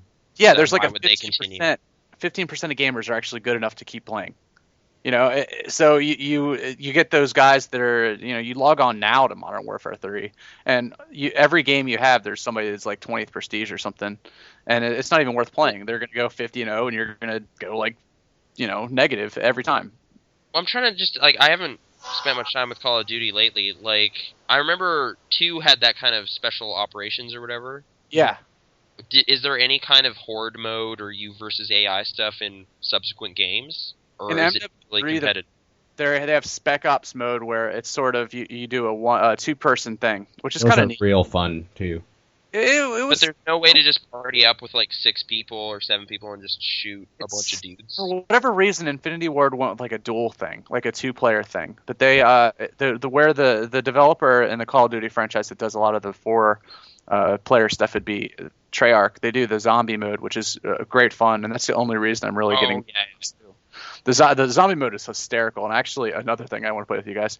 I want to get a group together and do that stuff because we could have a lot of fun with that. But just the games that can go 4 or 5 hours of the same game where you're just plugging away and you're still having fun. That's the kind of, I think that's where gaming is going to be going, especially multiplayer gaming. Obviously, the single player you're still going to have that experience, the campaigns and that, but with multiplayer gaming, I think it's going to start to go away from the competitive and towards the co-op. So I'm really excited about Borderlands because that's really one of the big releases in co-op gaming for the next couple years, probably. For sure. Yeah. Wait. Okay. Borderlands 1 was just so good, too. Yeah, I enjoyed it. I didn't get it at first, and then I kind of started to play it, and I was like, wow, this is pretty neat. Because the thing is, I played it as a single-player game, and I'm like, well, that this sucks. is... I'm like, this is cool. I did too, so maybe my kind of dismissive attitude towards that game is just a product of I played it wrong. When I bought it, I bought it the same day with 2 other people. Okay. At the same time, and every time one of us wanted to play, the other 2 would jump in. So like we would all just play. One of my buddies I was just like the 4-pack with turning me. down invites and stuff. Huh. Yeah, you gotta. I think you gotta play it as co-op for you to get the full effect because it ends up being like just a random randomization engine where you get different guns and stuff that are just randomized, but that's not really what you're doing it for. You're doing it to sort of experience it with your friends, I think. Yeah, totally. Yeah. Questions. We have 2. All right. 2 big ones. So first one comes from Trevor Walked Okay. on Twitter. What is your favorite retro video game console? PlayStation 3. We're on the generation jump. It's so old now. No, okay. Super Nintendo? I don't know. Probably. NES. Okay. Sega CD. Nice. Dude, I had one of those things for the longest time. I don't know why I bought it, I didn't because I was a kid. But the thing is, if your parents get you that, that's all you're playing because they aren't gonna pay for anything else. Yeah, there's no chance because nothing ever came out for it. But there was like a flying game that was so much fun, and I can't for the life of me remember what it was. And I think in retrospect I'd hate it. And also Sewer Shark. I mean, come on. Oh my god, yeah, that game's ridiculous. Yeah, all right. You play it, and the first couple times you play through it, you just stare at the screen and be like, "What the hell is going on here?" Yeah. But you had just some really bad actor screaming at you about things, and it's like, wait, aren't you just kind of zooming through the sewers? I don't really get it, but it was fun. That's a big part of my childhood right there. Fair enough. Okay. Last question. Yep. By Paradise 5551. What has been the most disappointing thing in the Apple conference today? I'm going to say that Apple had a conference. Ooh. That was the most disappointing thing because who gives a shit? Burn. Take that. I don't know. I didn't watch it, so the fact that they didn't announce anything innovative. There should have been more dubstep. Yeah. Yeah, you need to keep up with those Internet Explorer ads. You need the wubs. Need some of those wubs. I really have no clever. Yeah, where's that iPad? That's all I care about now. I mean, they're going to do a different conference for that one. I'd say for me, with every time they release these new iPhones, they hype it so much for the conference is coming up in 2 weeks. This is going to be the greatest launch of all time, and then it comes out and you're like, oh yeah, this is going to be a good product, but if they don't really innovate, they're not changing the game with this thing. It's not like it's a holographic screen. We're not having 3D iPhones. So what they're doing is they're bringing the iPhone up to speed. And maybe if you argue that the processor will be a little bit faster, the iOS is going to be a little bit more, smooth. It's going to work better. Okay, yeah, that's nice. If I was looking for a phone right now, I might buy it. Or if they had, I have T-Mobile, which in the U.S. is pretty much the low-end shit provider, but it's cheap. So they don't have iPhones on my service. But, I mean, what you're going to end up doing is you're going to get these legions, the legion of Apple fans who go out there and create this huge hype about the thing. But I don't understand. I guess I don't really get it that much. It's just you're rehashing the same product, which is a very successful product, which nothing has really taken over for it yet. So I guess that it's a great, thing that whenever they update it, but it's such a cliche term, but it really does sound like a preaching to the choir type thing. Like, if you like iPhone already, this is a new one that has more things. Yeah, it's like if you don't care, you won't care now. Yeah, iPhone 5, high five. But yeah, it's whatever. It sounds even like the fanboys are starting to not care as much because my Twitter did not explode. Yeah, okay. I'm with you too. I didn't see the last. What was it? The 4S. The last time it was everybody flipped out, and I don't even really know why because it didn't even have 4G. And I think they realized that they got burned kind of with the 4S. I think that people that got it, especially because of Siri, I mean that's really the only reason. But everybody that got it was all like, "Oh yeah, I've got Siri. This is awesome." But what I mean by getting burned by is that like there was so much hype around it, but there was like when people got it, they realized there was really very. Well, it was kind of just underwhelming, right? Like it was such a half step. I'd say even the 4S to the from 4 to 4S was a bigger jump than from 4S to 5. At this point. Totally. Yeah. Unless there's something I'm completely glossing over here, it's not really. There probably is. It probably is. Yeah. Like I don't know. It just we've been underselling it. It's actually. It just seems weird because great. like from what we. Well, I guess slightly the change in ratio is nice for like. I mean, I've heard tech people were very dismissive. Like, who watches movies on their phone? I do. I've watched movies on my phone.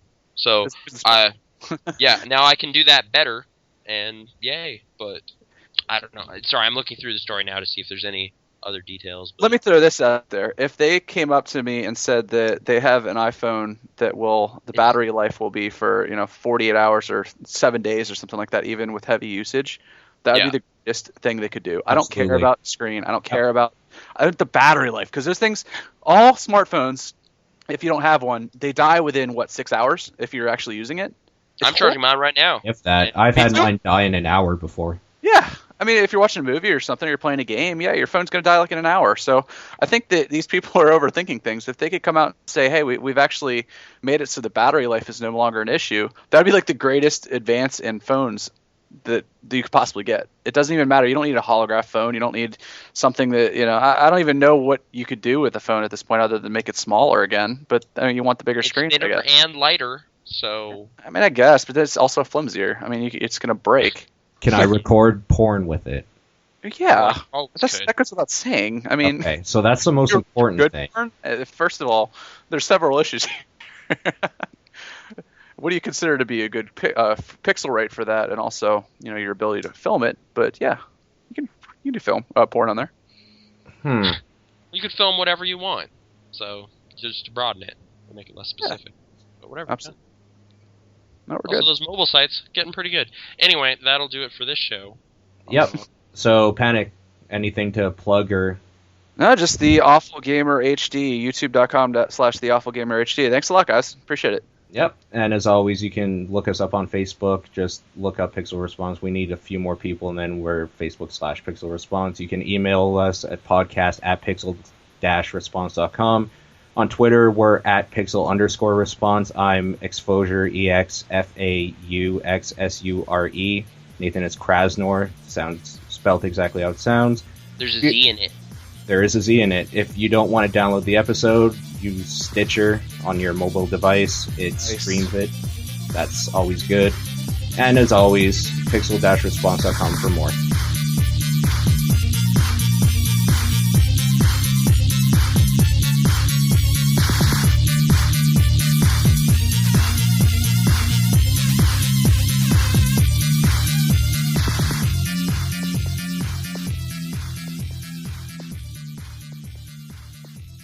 Hearing about my bladder and